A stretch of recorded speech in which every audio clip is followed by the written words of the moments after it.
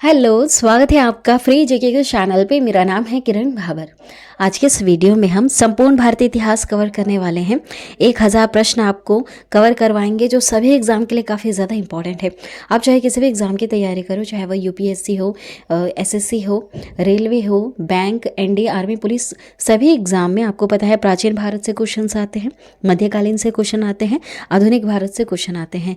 ठीक है, तो आपको सभी प्रश्न यहाँ पर देखने के लिए मिलेंगे। तो ये बहुत ही ज़्यादा यूजफुल वीडियो है आपके सभी एग्जाम के लिए। पहले हम प्राचीन भारत के क्वेश्चन कवर करेंगे, फिर मध्यकालीन के, फिर आधुनिक भारत के। इस तरह से हम आज के इस वीडियो में संपूर्ण भारतीय इतिहास के 1000 प्रश्न कवर करने वाले हैं।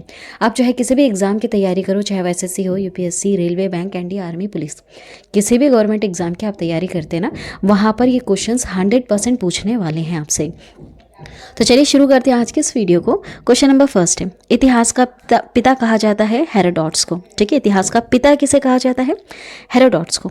पहिए का जो आविष्कार है नवपाषाण काल में हुआ था। आग का आविष्कार पूरा पाषाण काल में हुआ था। पशुपालन का जो प्रारंभ है मध्य पाषाण काल में देखने के लिए मिला है। इसके बाद देखिएगा, भीमबेटका प्रसिद्ध है गुफा शैल चित्रों के लिए। भीमबेटका कहाँ पर है? रायसेन जिला जो मध्य प्रदेश में आता है। विश्व का सबसे प्राचीन प्रथम अभिलेख जो है वह है बोगासकुई अभिलेख जो एशिया माइनर में है। मानव ने सर्वप्रथम प्रयोग किया था तांबा धातु का। सबसे पहले पालतू बनाया था कुत्ते को। सिंधु सभ्यता का जो काल है वह है 2500 से 1750 ईसा पूर्व। ठीक है, ईसा पूर्व। सिंधु घाटी सभ्यता थी आद्य ऐतिहासिक। सिंधु सभ्यता प्रसिद्ध क्यों थी? नगर नियोजन हेतु। सिंधु सभ्यता की लिपि क्या थी? भाव चित्रात्मक थी। सिंधु सभ्यता के लोगों का व्यवसाय क्या था? कृषि था। सिंधु वासियों का मुख्य फसल क्या हुआ करता था? तो वह जौ और गेहूं हुआ करता था। सिंधु सभ्यता का पूर्वी पुरास्थल है आलमगीरपुर जो मेरठ उत्तर प्रदेश तक फैला हुआ है। ठीक है, यहाँ पर आपको देखने के लिए मिलेगा आलमगीरपुर, और यह सिंधु सभ्यता का पूर्वी पुरास्थल है। सिंधु सभ्यता का पश्चिमी पुरास्थल जो है वह सुतका गेंडोर बलूचिस्तान में है। सिंधु सभ्यता का उत्तरी पुरास्थल जम्मू कश्मीर में है। उसके बाद देखिएगा, सिंधु सभ्यता का दक्षिणी पुरास्थल यह दायमाबाद अहमदनगर महाराष्ट्र में है। सिंधु सभ्यता थी नगरीय सभ्यता हुआ करती थी। सिंधु सभ्यता का विस्तार था त्रिभुजा का। इसका शेप कैसा था? त्रिभुजा का शेप था। सिंधु सभ्यता का प्रमुख बंदरगाह लोथल है। सिंधु सभ्यता का वृहद स्थल जो है वह मोहनजोदड़ो है। भारत में हड़प्पा का वृहद स्थल राखीगढ़ी है। सिंधु सभ्यता की सबसे बड़ी इमारत जो है वह मोहनजोदड़ो है। इसकी खोज 1922 में हुई थी। ठीक है, यहाँ से प्राप्त अनागर है। मोहनजोदड़ो की खोज राखलदास मुनर्जी ने की थी। मोहनजोदड़ो का अर्थ क्या होता है? मृतकों का टीला होता है। नर्तकी की कांस्य मूर्ति कहाँ से मिली थी? मोहनजोदड़ो से मिली थी। मोहनजोदड़ो स्थित कहाँ पर है? पाकिस्तान में है। मोहनजोदड़ो से प्राप्त स्मारक जो है वह वृहद स्नानागार की है। सिंधुवासी किसकी पूजा करते थे? तो पशुपति की करते थे। हड़प्पा सिंधु सभ्यता के बारे में सबसे पहली जानकारी दी गई है चार्ल्स मैनसन ने। कब? 1826 में रावी नदी के तट पर हड़प्पा स्थित है, यह इन्होंने बताया था। ठीक है, 1826 में बताया था। हड़प्पा की खोज जो है किसने की थी? तो दयाराम साहनी ने की थी 1921 में। हड़प्पा की सभ्यता कैसी थी? तो यह कांस्य युगीन थी। हड़प्पाई समाज कैसा था? यह मात्र सत्तात्मक था। स्वास्तिक चिन्ह किसकी देन है? हड़प्पा सभ्यता की। 837 कब्रिस्तान मिला है हड़प्पा से। हड़प्पा के लोग अनभिज्ञ थे, ये लोहा नहीं जानते थे उस समय। मिट्टी के बर्तन पर जो रंग देखने के लिए मिला है, वहाँ जो खोज हुई है तो वो लाल रंग था। मिस्र के राजा क्या कहलाते थे? फराओ कहलाते थे। चावल के साक्ष्य जो है लोथल और रंगपुर में देखने के लिए मिले हैं। जुते हुए खेत के साक्ष्य मिले हैं कालीबंगा में। कालीबंगा का अर्थ क्या होता है? तो काले रंग की चूड़ियां, यह इसका अर्थ होता है। मेसोपोटामिया आधुनिक नाम इसका इराक है। इसका अर्थ क्या है? तो दो नदियों के बीच की भूमि। वैदिक सभ्यता का काल जो था यह 1500 से 600 ईसा पूर्व है ना। आर्यों की जानकारी कहाँ से मिलती है? ऋग्वेद से। वैदिक काल में किस जानवर को अघन्य न मारे जाने योग्य कहा गया है? गाय को। ऋग्वैदिक काल में आजीवन अविवाहित रहने वाली महिलाओं को कहा जाता था अमाजू। आर्य भारत कब आए थे? तो 1500 ईसा पूर्व से पहले ही आ गए थे भारत में, ठीक है, 1500 ईसा पूर्व। आर्य सबसे पहले कहाँ बसे? तो पंजाब और अफगानिस्तान में। आर्यों का मूल निवास स्थान मध्य एशिया, ठीक है, मध्य एशिया से होकर आए थे। 1500 ईसा पूर्व से पहले ही आकर यहाँ बस गए थे। कहाँ बसे? पहले पंजाब और अफगानिस्तान। आर्यों का मुख्य व्यवसाय था पशुपालन व कृषि करना। आर्यों की भाषा पेय पदार्थ थी, तो उनकी भाषा तो संस्कृत थी, लेकिन पेय पदार्थ क्या था? सोमरस। आर्यों का प्रिय पशु घोड़ा था, देवता थे इनके इंद्र। आर्यों का समाज पितृ प्रधान हुआ करता था। वेदों व वेदांतों की संख्या कितनी थी? तो वेदों की 4 है और वेदांगों की 6, ठीक है। वेदों की 4 है और वेदांगों की 6। अब देखिए सबसे प्राचीन वेद कौन सा है? तो ऋग्वेद है, जिसमें सूक्त कितने हैं? तो 1028। आपको याद रखना होगा, प्रश्न आते हैं एग्जाम में, ठीक है। ऋग्वेद के संकलनकर्ता कौन है? तो वह कृष्ण द्वैपायन वेदव्यास। अगला प्रश्न है ऋग्वेद रचनाओं को पढ़ने वाले ऋषि कौन थे? तो वह थे होत। ऋग्वेद में सर्वाधिक बार वर्णित नदी कौन सी है? सिंधु नदी है। ऋग्वेद में वर्णित सबसे पवित्र नदी सरस्वती को कहा गया है। ऋग्वेद में गंगा यमुना का उल्लेख, गंगा का 1 बार और यमुना का 3 बार उल्लेख देखने के लिए मिलता है। ऋग्वेद में वर्णित प्रमुख देवता इंद्र है, पुरंदर। गायत्री मंत्र लिया गया है ऋग्वेद के 3रे मंडल में, ठीक है। यहाँ से गायत्री मंत्र के रचनाकार कौन है? विश्वामित्र है। गायत्री मंत्र जो है यह किसको समर्पित है? सूर्य देवता सावित्री को। 8वें मंडल की रचनाएं क्या कहलाती है? खिल। सोम देवता को समर्पित मंडल कौन सा है? 9वां। ऋग्वेद में सबसे बाद निर्मित मंडल कौन सा है? 10वां। गोत्र शब्द की उत्पत्ति उत्तर वैदिक काल में हुई है। उत्तर वैदिक काल के प्रमुख देवता प्रजापति हैं। गद्य एवं पद्य वाला वेद है यजुर्वेद। यज्ञ का संबंधी विधि विधान है यजुर्वेद में, ठीक है। यज्ञ से संबंधित आपको विधि विधान यजुर्वेद में देखने के लिए मिलेंगे। तंत्र मंत्र संग्रहित वेद है अर्थवेद में। भारतीय संगीत का जनक कहा जाता है सामवेद को। ऐतरेय ब्राह्मण संबंधित है ऋग्वेद से। पंचविश ब्राह्मण संबंधित है सामवेद से। गोपत ब्राह्मण संबंधित है अर्थवेद से। शतपथ ब्राह्मण संबंधित है यजुर्वेद से। पुराणों इनकी कुल संख्या 18 है। इसका अध्ययन करने वाले प्रथम मुस्लिम थे अलबरूनी, ठीक है। पुराणों के संकलनकर्ता वो हैं लोमहर्ष एवं उग्रश्रवा। अगला देखिएगा सबसे प्राचीन पुराण है मत्स्य पुराण। मौर्य वंश की जानकारी विष्णु पुराण से मिलती है। सातवाहन वंश की जानकारी आपको मत्स्य पुराण से मिलेगी।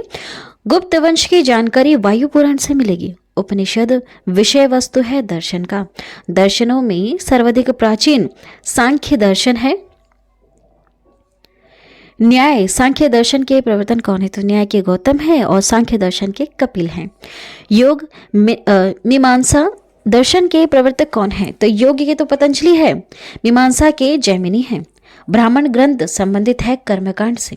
उपनिषदों की संख्या 108 है, प्रमाणिक 13 है। सत्यमेव जयते लिखा गया है मुंडकोपनिषद से। तमसो मां ज्योतिर्गमय तथा ओम लिया गया है वृदारण्य उपनिषद से। स्मृति ग्रंथों में सबसे प्राचीन है मनुस्मृति। प्राचीन हिंदू विधि मनुस्मृति के लेखक हैं मनु। रामायण के रचयिता कौन है? महर्षि वाल्मीकि। रामचरितमानस के रचयिता कौन है? तुलसीदास। अब देखिए अगला प्रश्न है भारत का सबसे बड़ा महाकाव्य महाभारत है। महाभारत के रचयिता कौन है? महर्षि वेदव्यास। महाभारत का अन्य नाम क्या है? जय संहिता है। महाभारत का फारसी अनुवाद रजमनामा नाम से लिखा गया है। यह बदायूनी ने 16वीं सदी में लिखा था, ठीक है। इसका फारसी अनुवाद किसने किया है? बदायूनी ने। अब देखिए रामायण को इसका फारसी अनुवाद किसने किया था? बदायूनी ने किया था। दोनों इसी ने किया था फारसी में अनुवाद। कब? 16वीं सदी में किया था। बुद्ध का जन्म होता है लुम्बिनी में 563 ईसा पूर्व। ठीक है, आपको ये जो सन है ना ये याद रखना होगा, ईसा पूर्व की यहाँ पर बात हो रही है। 563 ईसा पूर्व में लुम्बिनी में बुद्ध का जन्म हुआ था। बुद्ध के जन्म का प्रतीक क्या है? कमल एवं सांड। बुद्ध की मृत्यु कहाँ हुई थी? कुशीनगर में हुई थी 486 ईसा पूर्व में, है ना। ईसा पूर्व में कैसे चलते हैं? ईयर्स उल्टे चलते हैं। ये चीज़ें मैंने आप लोगों को अच्छी तरह से समझाई थी।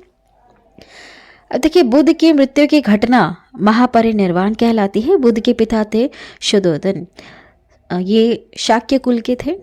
बुद्ध की माता महामाया देवी, ये कोलीय वंश के थे। बुद्ध का अन्य नाम क्या था? सिद्धार्थ या फिर तथागत, है ना। तथागत बुद्ध कहते हैं, सिद्धार्थ। अब देखिए, बुद्ध के प्रथम गुरु कौन थे? तो वो थे अलार कलाम। बुद्ध का जो प्रिय घोड़ा था, सारथी था, प्रिय घोड़ा था, उसका नाम था कंथक और सारथी चिन्ना। बुद्ध के गृह त्याग की घटना को क्या कहते हैं? महाभिनिष्क्रमण कहा जाता है ना। मृत्यु को कहा जाता है महापरिनिर्वाण और गृह त्याग की घटना कहते हैं महाभिनिष्क्रमण। बुद्ध के गृह त्याग का प्रतीक क्या है? घोड़ा है। बुद्ध का प्रथम प्रवचन क्या कहलाया? धर्मचक्र परिवर्तन कहलाया। ठीक है। बुद्ध को ज्ञान की प्राप्ति हुई थी बोध गया में, निरंजना नदी के तट पर पीपल वृक्ष के नीचे। बुद्ध के प्रथम उपदेश कहाँ पर दिए थे इन्होंने? सारनाथ में दिए थे। बुद्ध ने उपदेश दिया था पाली भाषा में। ये भाषा कौन सी थी उस समय? पाली भाषा का इस्तेमाल किया था इन्होंने। बुद्ध ने सर्वाधिक उपदेश कहाँ दिए हैं? श्रावस्ती में। बौद्ध ग्रंथों में सबसे प्राचीन ग्रंथ इसे त्रिपिटक कहा जाता है। त्रिपिटक ग्रंथ है बुद्ध के उपदेशों का संग्रह। बौद्ध धर्म के त्रिरत्न क्या है? बुद्ध, धम्म और संघ। बौद्ध धर्म ग्रहण करने वाली प्रथम महिला गौतमी है। बुद्ध चरित्र की रचना अश्वघोष ने की थी। प्रथम बौद्ध संगति 483 ईसा पूर्व को हुआ था, अजातशत्रु के शासनकाल में राजगृह में। द्वितीय बौद्ध संगति 383 ईसा पूर्व में हुई थी, कालाशोक के शासनकाल में वैशाली में। अगला प्रश्न देखिएगा, तृतीय बौद्ध संगति है जो बौद्ध संगति ये 250 ईसा पूर्व में हुई थी, अशोक के शासनकाल में पाटलिपुत्र में। ये तीनों आपको याद रखना है, प्रश्न कई बार एग्जाम में आ चुके हैं। ठीक है, आगे देखिएगा, चतुर्थ बौद्ध संगति से भी याद रखिएगा। ठीक है, ईसा पूर्व की प्रथम शताब्दी में कनिष्क के समय कुंडलवन कश्मीर में प्रथम बौद्ध संगति के अध्यक्ष थे महाकश्यप। द्वितीय बौद्ध संगति के अध्यक्ष थे सबाकामी। तृतीय बौद्ध संगति के अध्यक्ष थे मोगलीपुत्र तिस, है ना। चतुर्थ बौद्ध संगति के अध्यक्ष थे वसुमित्र। बुद्ध के पुनर्जन्म पर आधारित कथा कौन सी है? जातक है। बौद्ध का पवित्र ग्रंथ जो है वह जातक है। बौद्ध धर्म का पूजा स्थल जो है चैत्य मंडप है। एशिया का ज्योति पुंज, लाइट ऑफ एशिया कहा जाता है गौतम बुद्ध को। ठीक है, अब देखिए, जैन धर्म के संस्थापक एवं प्रथम तीर्थकार कौन थे? तो वह थे ऋषभदेव, अन्य नाम इनका है आदिनाथ। जैन धर्म के वास्तविक संस्थापक जो हैं महावीर हैं। जैन धर्म के 22वें तीर्थकार थे अरिष्टनेमी। जैन धर्म के 23वें तीर्थकार रहे थे पार्श्वनाथ। पार्श्वनाथ को ज्ञान की प्राप्ति हुई थी समेघ पर्वत पर। पार्श्वनाथ की 4 शिक्षाएं हैं, सत्य, अहिंसा, अस्तेय एवं अपरिग्रह। ठीक है, चलिए आगे बढ़ते हैं। जैन धर्म के अंतिम 24वें तीर्थकार रहे हैं महावीर जिनकी पत्नी यशोदा, इनका जन्म हुआ था कुंडग्राम वैशाली 599 ईसा पूर्व में। महावीर की मृत्यु होती है पावापुरी में 486 ईसा पूर्व को। महावीर के बचपन का नाम वृद्धमान था। महावीर किस राजघराने में पैदा हुए थे? क्षत्रिय। महावीर के पिता थे सिद्धार्थ, जातक कुल। महावीर की माता है त्रिशला, लक्ष्मी गणराज्य। ठीक है, महावीर की पुत्री का नाम है अनुजा प्रियदर्शिनी। महावीर स्वामी को ज्ञान की प्राप्ति हुई थी जाम्बिक ग्राम में और इन्हें रिजुपालिका नदी के तट पर शाल वृक्ष के नीचे ज्ञान की प्राप्ति हुई थी। जैन धर्म के पूर्ण ज्ञान के लिए शब्द है कैवल्य।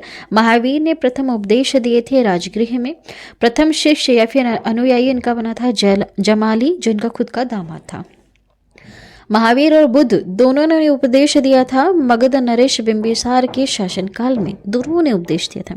जैन धर्म के त्रिरत्न है सम्यक दर्शन, सम्यक ज्ञान, सम्यक आचरण, इनके त्रिरत्न हैं। जैन धर्म के दो संप्रदाय हैं, श्वेतांबर व दिगंबर। श्वेतांबर संप्रदाय के संस्थापक है स्थूल भृद, दिगंबर संप्रदाय के संस्थापक है भृद्रबाहु।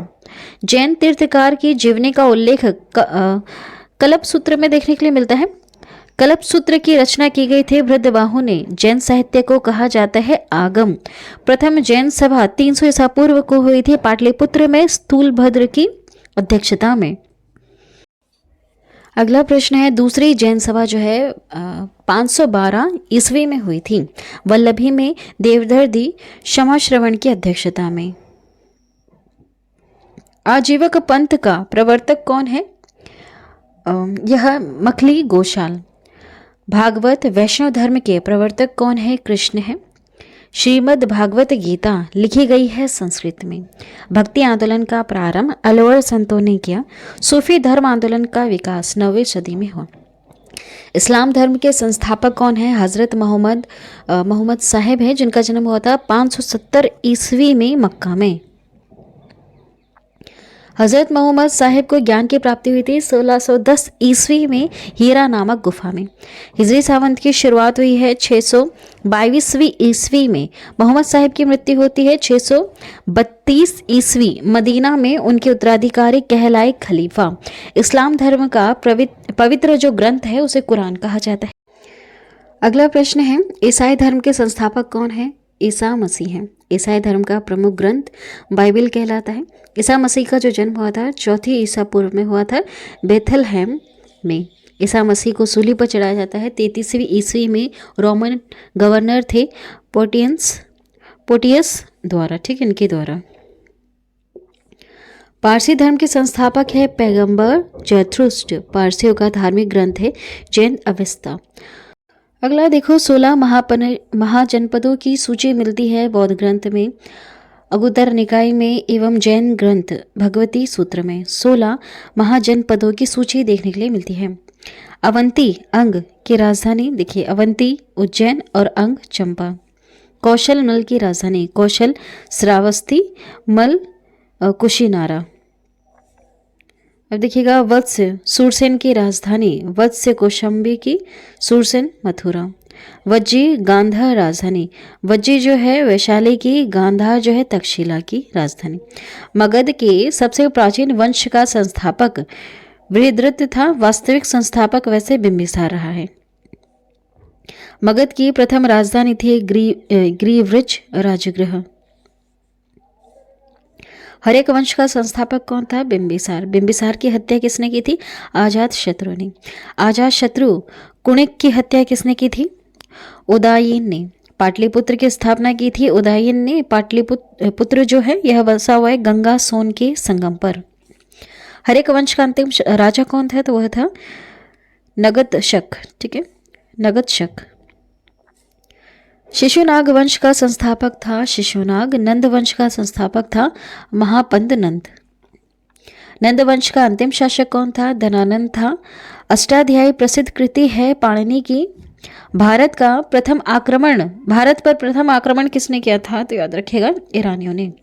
भारत पर प्रथम सफल आक्रमण किया था डेरिस प्रथम या दारा प्रथम ने 516 ईसा पूर्व में। भारत पर आक्रमण करने वाला पहला यूनानी शासक कौन था? सिकंदर था। 326 ईसा पूर्व में आया था आक्रमण करने। सिकंदर जिसके पिता फिलिप है, इनका जन्म हुआ था 356वीं ईस्वी में, ठीक है, 356 ईसा पूर्व की बात हो रही। धनानंद समकालीन किसका रहा है? सिकंदर का।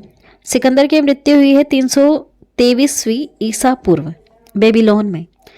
सेल्यूकस निकेटर था सिकंदर का सेनापति। सिकंदर जिसके गुरु अरस्तु रहे हैं, इसका घोड़ा कौन था? उसका नाम था बुकाफेला। सिकंदर और पोरस के बीच का जो युद्ध है उसे कहते हैं हाइडेस्पिस या झेलम वित्सता का युद्ध, है ना, बहुत सारे नाम है इसके। मौर्य वंश की प्रचलित मुद्रा थी पण। मौर्य वंश का संस्थापक है चंद्रगुप्त मौर्य। सुदर्शन झील का निर्माण कराया था चंद्रगुप्त मौर्य ने। चंद्रगुप्त ने जैन धर्म की दीक्षा ली थी भृतवायु से। चंद्रगुप्त मौर्य के गुरु एवं महामंत्री थे चाणक्य। चाणक्य का अन्य नाम है विष्णुगुप्त कौटिल्य। कौटिल्य रचित अर्थशास्त्र की पुस्तक संबंधित है राजनीति से। भारत का मैकियावेली कहा जाता है चाणक्य को। मुद्रा राक्षस नाटक के रचयिता कौन है? विशाखदत्त है। चंद्रगुप्त मौर्य के दरबार में आने वाला प्रसिद्ध यूनानी था मैगस्थनीज, जिसकी पुस्तक है इंडिका। मैगस्थनीज था सेल्यूकस निकेटर का राजदूत। सेल्यूकस को पराजित किया था चंद्रगुप्त मौर्य ने 305 ईसा पूर्व में। चंद्रगुप्त मौर्य की मृत्यु हुई थी 298 ईसा पूर्व श्रवण बेलगोला कर्नाटक के उपवास द्वारा। कर्नाटक में उपवास किया था इन्होंने, तो इनकी मृत्यु हुई थी। ठीक है, कर्नाटक में चंद्रगुप्त मौर्य की मृत्यु। अब देखिए नेक्स्ट है श्रवण बेलगोला में गोमतेश्वर की विशाल प्रतिमा को किसने बनवाया था? तो यह बनवाया था चामुंड राय ने 983 ईस्वी में। चंद्रगुप्त मौर्य का पुत्र उत्तराधिकारी था बिंदुसार। अमित्र घात के रूप में प्रसिद्ध कौन था? बिंदुसार था। डाइमेकस भारत कब आया था? बिंदुसार के समय में। बिंदुसार किसका अनुयायी था? तो आजीवक संप्रदाय का। बिंदुसार का पुत्र उत्तराधिकारी था अशोक। अशोक मगध की गद्दी पर कब बैठा था? तो ये 269 ईसा पूर्व में बैठा था। ठीक है, 269 ईसा पूर्व। अशोक ने धर्म स्वीकार कब किया था? कलिंग युद्ध 261 ईसा पूर्व के बाद। अशोक ने बौद्ध धर्म के प्रचार के लिए श्रीलंका किसको भेजा था? पुत्र महेंद्र एवं पुत्री संघमित्रा को। शिलालेख का प्रचलन प्रारंभ किया था अशोक ने। शिलालेख में प्रयुक्त भाषा थी प्राकृत। खरोष्ठी लिपि लिखी जाती है दाएं से बाएं। ब्राह्मी लिपि लिखी जाती है बाएं से दाएं। अब देखिए अशोक के शिलालेख जिसकी संख्या 14 है, इसकी खोज सर्वप्रथम की गई थी टी फेंथेलर ने 1750 ईस्वी में। अशोक का सबसे लंबा स्तंभ लेख जो है 7वां है। अशोक के अभिलेख को सर्वप्रथम पढ़ा गया था जेम्स प्रिंसेप ने 1837 ईस्वी में। अशोक का सबसे छोटा स्तंभ जो लेख है वह है रुमिनदेही। अगला देखिएगा अशोक का नाम अशोक है मास्की आंध्र प्रदेश एवं गुर्जरा मध्य प्रदेश अभिलेख में देखने के लिए मिला। अभिलेखों में अशोक को कहा गया है देवनाम प्रिय। ठीक है, देवनाम प्रिय। अशोक ने स्वयं को मगध का सम्राट बनाया है। यह भाबरू शिलालेख राजस्थान में जो है उसमें यह लिखा हुआ है। कलिंग युद्ध का वर्णन देखने के मिलता है 13वें शिलालेख में। सांची स्तूप जो है मध्य प्रदेश का, इसका निर्माण किसने करवाया था? अशोक ने। बरहूत स्तूप अशोक कालीन मध्य प्रदेश में है। श्रीनगर की स्थापना किसने की थी? अशोक ने। अशोक की मृत्यु हुई थी 232वीं ईसा पूर्व में।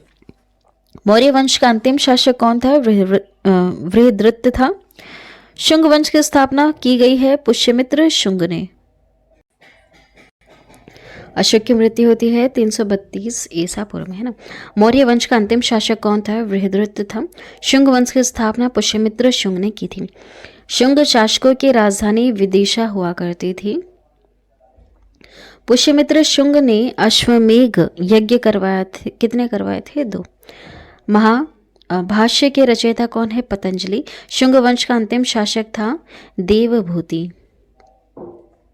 कणव वंश का संस्थापक वासुदेव था। कणव वंश का अंतिम शासक सुशर्मा था। सातवाहन आंध्र प्रदेश का संस्थापक सिमक था। सातवाहन वंश जिसकी राजधानी प्रतिष्ठान महाराष्ट्र। सातवाहन वंश का महानतम शासक था गोमती पुत्र सातकर्णी, है ना। सीसा का सिक्का किसने चलाया था? सातवाहनों ने चलाया था। ब्राह्मणों को भूमि दान देने की परंपरा शुरू की थी सातवाहनों ने। सातवाहनों की भाषा लिपि थी, इनकी भाषा प्राकृतिक थी और लिपि इनकी ब्राह्मी थी। हाथी गुफा शिलालेख उत्कीर्ण करवाया था किसने? कलिंग नरेश खारवाल ने।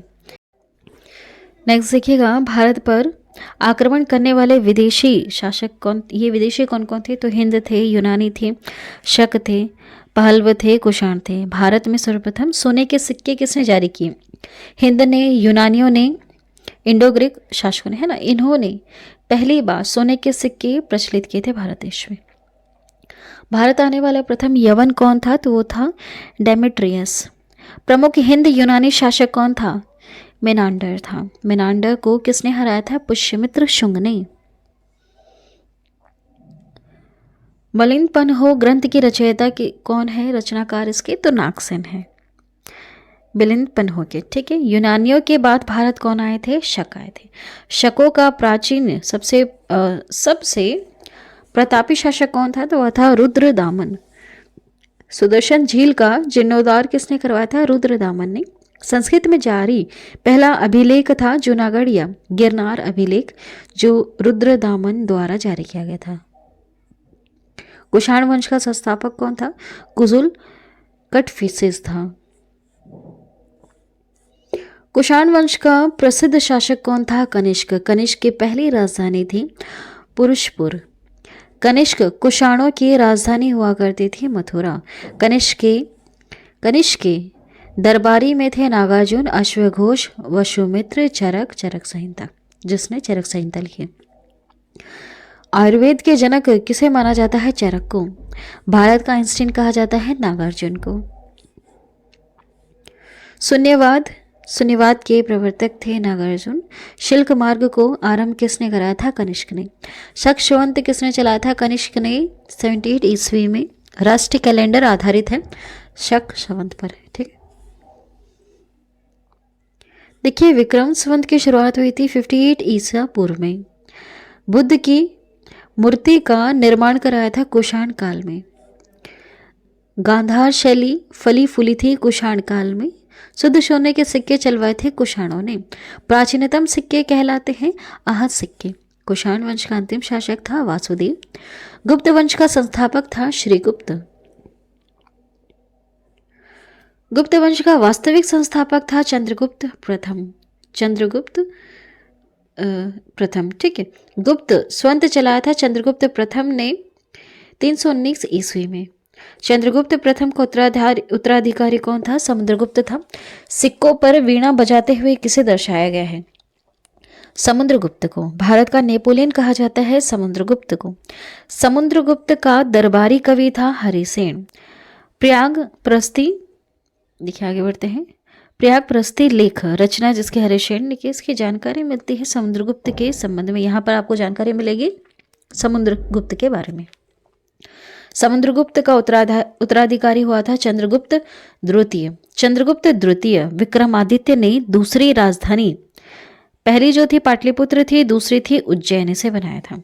मेघदूत कुमार संभव रचना है किसकी? कालिदास की। गीत गोविंद के रचयिता हैं जयदेव। पंचतंत्र के लेखक है विष्णु शर्मा। प्रसिद्ध चीनी बौद्ध यात्री फाहियान कब आया था? चंद्रगुप्त द्वितीय के काल में, 5वीं शताब्दी में। सर्वाधिक स्वर्ण मुद्राएं किसने जारी करवाई हैं? तो यह गुप्त काल के दौरान जारी हुई हैं। चांदी का सिक्के इसको सर्वप्रथम किसने चलवाया था? चंद्रगुप्त द्वितीय ने शकों पर विजय के उपलक्ष्य में चांदी के सिक्के चलवाए थे ना।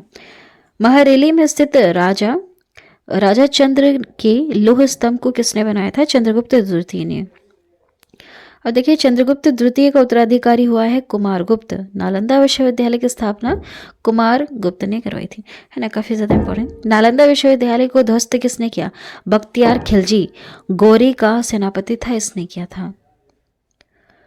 हुणों को पराजित किसने किया था? स्कंदगुप्त ने। गुप्त वंश का अंतिम शासक था विष्णुगुप्त। गुप्त काल की राजकीय भाषा थी संस्कृत। गुप्त काल में भूमि राजस्व दर उपज 1/6। ठीक है, ये इतना राजस्व दर देना पड़ता था, उपज का 1/6, है ना। भूमि राजस्व दर इतना देना पड़ता था। प्राचीन भारत का स्वर्ण युग कहा जाता है गुप्त काल को। मंदिर बनाने की कला का जन्म होता है गुप्त काल में। गुप्तकाल रजत मुद्राएं कहलाई थी रूपक, गुप्तकालीन स्वर्ण मुद्राएं कहलाई थी दिनार। पुष्यभूति वृदन वंश का संस्थापक कौन? पुष्यभूति जिसका वास्तविक संस्थापक प्रभाकर वर्धन को कहा जाता है। हर्षवर्धन अन्य नाम इसका शीलादित्य, इसने अपनी राजधानी थानेश्वर से कहाँ स्थापित की थी? कन्नौज। भूमि देने की सामंती प्रथा का आरंभ करवाया था हर्षवर्धन ने। चीनी यात्री हेनसांग भारत कब आया था? तो हर्षवर्धन के शासनकाल में आया था, 606 से देखिए 647 ईस्वी में आया था ये, है ना, इस बीच में आया था हेनसांग, चीनी यात्री थे। हेनसांग द्वारा लिखी गई पुस्तक है CU की। यात्रियों में राजकुमार नीति का पंडित और शाक्य मुनि किसे कहा जाता है? हेनसांग को कहा जाता है। अगला देखिएगा, हर्षवर्धन का दरबारी कवि था वाणभट्ट। हर्षचरित एवं कादम्बरी के रचयिता वाणभट्ट है। हर्षवर्धन प्रत्येक 5 वर्ष बाद धार्मिक सम्मेलन आयोजित करता था। कहाँ पर? प्रयाग में। हर्षवर्धन के काल में भू राजस्व दर कितना था? उपज का 1/6। पुलकेशिन द्वितीय ने हर्षवर्धन को 634 ईस्वी में पराजित किया था नर्मदा नदी के तट पर। भारत का अंतिम हिंदू सम्राट था हर्षवर्धन। याद रखिएगा, संगम युग का महान शासक था करिकाल। प्रथम एवं द्वितीय संगम हुआ था मदुरई में। आगे बढ़ते हैं। द्वितीय संगम हुआ कपाटपुरम अल्वे में। चोल राज्य का प्रमुख शासक था करिकाल। पुरी के जगन्नाथ मंदिर नगर शैली का निर्माण करवाया था अनंतवर्मन चोटगंग ने। भुवनेश्वर में लिंगराज मंदिर का निर्माण करवाया था सोमवंशी राजा ययाति केसरी ने। कोणार्क के सूर्य मंदिर ब्लैक पैगोडा को बनाया था, किसने बनवाया था? नरसिंह देवर्मन ने। प्रथम था ये 13वीं शताब्दी में ना। पांड्य वंश की राजधानी मदुरई थी। पल्लव वंश का संस्थापक सिंह विष्णु था। पल्लव की राजधानी कांची तमिलनाडु में जो है। महाबलीपुरम के रथ मंदिरों सप्त पैगोडा का निर्माण कराया था पल्लव शासक नरसिंह वर्मन प्रथम ने। कांची के कैलाश मंदिर तथा महाबलीपुरम के तट मंदिर का निर्माण कराया था नरसिंहवर्मन द्वितीय ने। पल्लव वंश का अंतिम शासक कौन था? अपराजित था। वतापी के चालुक्य वंश का संस्थापक कौन था? जयसिंह था। वतापी बादामी के चालुक्य जिसकी राजधानी वातापी थी, इसके महान शासक थे पुलकेशिन द्वितीय। पुलकेशिन द्वितीय से संबंधित जानकारी मिलती है रविकीर्ति के ऐहोल कर्नाटक अभिलेख से। पुलकेशिन द्वितीय को हराया था नरसिंह वर्मन प्रथम ने।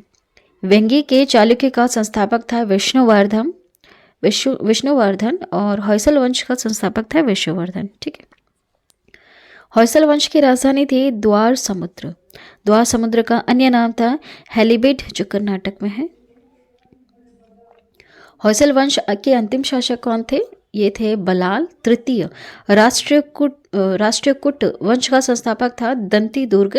राष्ट्रकूट वंश की राजधानी थी मान्यखेट। अगला देखिएगा, एलोरा व एलिफेंटा का निर्माण राष्ट्रकूटों ने करवाया है ना, याद रखिएगा, बहुत बार प्रश्न है एग्जाम में। आगे बढ़ते हैं। अजंता एवं एलोरा गुफाएं बनाई हैं, कहाँ पर बनी हुई है? महाराष्ट्र में। एलोरा के कैलाश मंदिर द्रविड़ शैली में बनी हुई है। इसका निर्माण किसने करवाया था? राष्ट्रकूट शासक कृष्ण प्रथम ने। राष्ट्रकूट वंश का अंतिम शासक कृष्ण तृतीय था। कल्याणी के चालुक्य वंश की स्थापना जो है तेलप द्वितीय ने की थी, जिसकी राजधानी मान्यखेट थी। मिताक्षरा की रचना किसने की थी? विज्ञानेश्वर ने। अगला देखिएगा, चौल वंश का संस्थापक किसे कहा जाता है? विजयाल को कहा जाता है, विजयालय को। चौल वंश का संस्थापक कौन था? विजयालय। विजयालय की राजधानी थी तंजावुर भी कहते हैं जिसे। चोल वंश का प्रमुख शासक था राजराज प्रथम। तंजौर के वृद्धेश्वर राजेश्वर के शिव मंदिर को बनवाया था राजराज प्रथम ने। नटराज की कांस्य मूर्तियां हैं चोल काल की। अब देखिए, मंदिर निर्माण कला में विमान शैली का प्रचलन हुआ था चोल वंश के शासन में। गंगे कोटचोल कहा जाता है राजेंद्र प्रथम को। चोल वंश का अंतिम शासक था राजेंद्र तृतीय। पाल वंश का संस्थापक कहा जाता है गोपाल को। पाल वंश का प्रतापी शासक धर्मपाल को कहा जाता है। विक्रमशिला विश्वविद्यालय भागलपुर की स्थापना धर्मपाल ने की थी 770 से 770 से 810 ईस्वी में, है ना। पाल वंश का अंतिम शासक मदन पाल था। हिंदी में अपना अभिलेख उत्कीर्ण कराने वाले प्रथम राजवंश थे सेन वंश। सेन वंश के अब देखिए सेन वंश का अंतिम शासक कौन था? लक्ष्मण सेन था। बंगाल का अंतिम हिंदू शासक था लक्ष्मण सेन। लक्ष्मण सेन के दरबार के विद्वान थे जयदेव। गीत गोविंद की रचना किसने की है? जयदेव ने। हर्ष का दरबारी कवि था कल्हण। कश्मीर के इतिहास के बारे में जानकारी मिलती है कल्हण रचित राज तरंगनी से। गुर्जर प्रतिहार वंश का संस्थापक था नागभट्ट प्रथम। दिल्ली नगर की स्थापना तोमर अनंगपाल ने की है। अब देखिए 1194 ईस्वी की बात हो रही है। चंदावर के युद्ध में जयचंद को किसने मारा था? मोहम्मद गोरी ने मारा था। अगला प्रश्न है चौहान वंश का संस्थापक था वासुदेव। चौहान वंश का अंतिम शासक था पृथ्वीराज तृतीय। पृथ्वीराज चौहान का राजकवि था चंदवरदाई। पृथ्वीराज रासों के रचनाकार कौन है? चंदवरदाई है।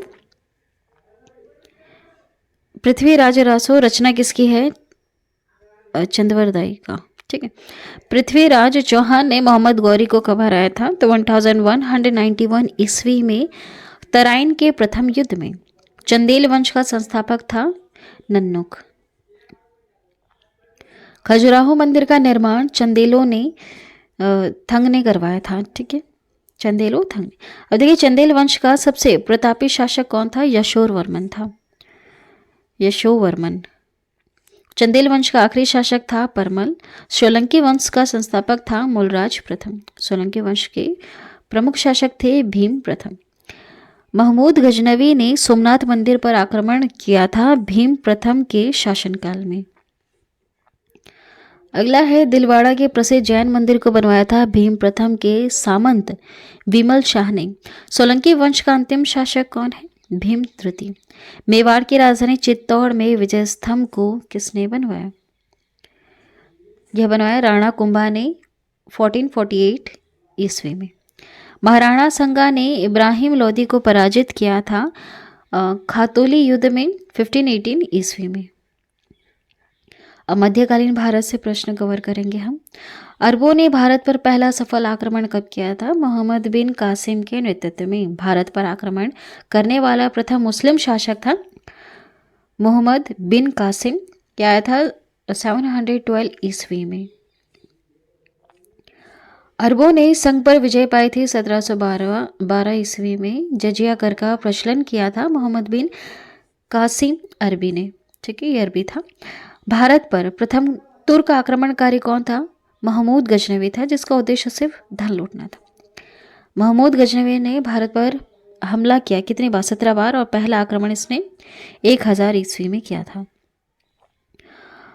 मोहम्मद गजनवी द्वारा सोमनाथ मंदिर सौराष्ट्र को लूटा गया था, है ना, जो सौराष्ट्र में है, इसको लूटा गया था 1025 ईस्वी में भीम प्रथम के समय में।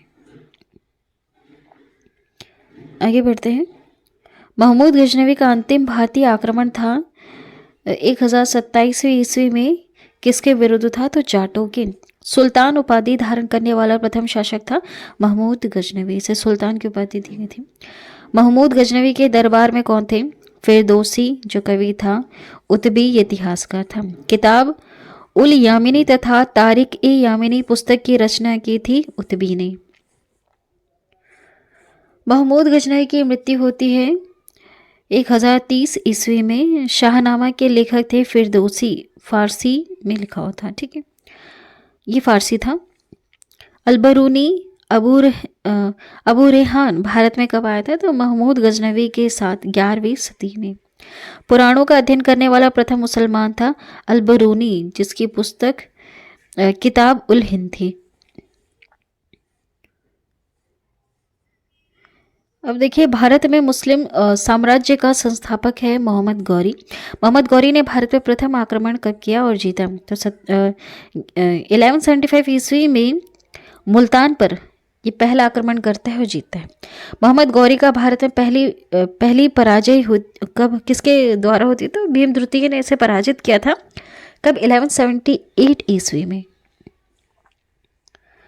अब देखिए, 1191 ईस्वी की तराइन के प्रथम युद्ध में पृथ्वीराज चौहान ने किसे हराया था? मोहम्मद गौरी को। 1119 ईस्वी की तराइन के तृतीय युद्ध में मोहम्मद गौरी ने हराया था पृथ्वीराज चौहान को, है ना। देखिए यहाँ डेट, ईयर आप देख सकते हैं। 1191 में कौन किसे हराया था? पृथ्वीराज ने मोहम्मद को हराया। फिर उसके बाद मोहम्मद ने पृथ्वीराज को हराया।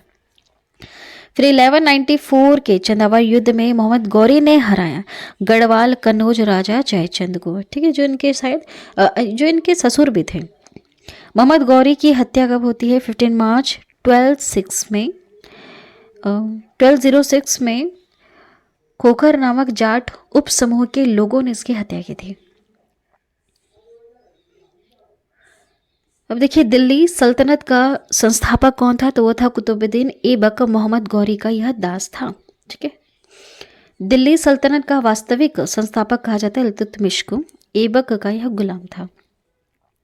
गुलाम, दास, ममलुक वंश की स्थापना किसने की थी? कुतुबुद्दीन ऐबक ने की थी 1206 में। दिल्ली सल्तनत की प्रथम राजधानी लाहौर।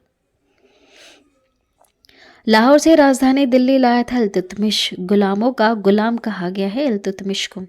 कुतुब मीनार का निर्माण कार्य पूरा शुरू तो कुतुबुद्दीन ऐबक ने किया था, लेकिन इसे पूरा किसने करवाया था? इल्तुतमिश ने। कुतुब मीनार का निर्माण किया गया था बख्तियार काकी की स्मृति में।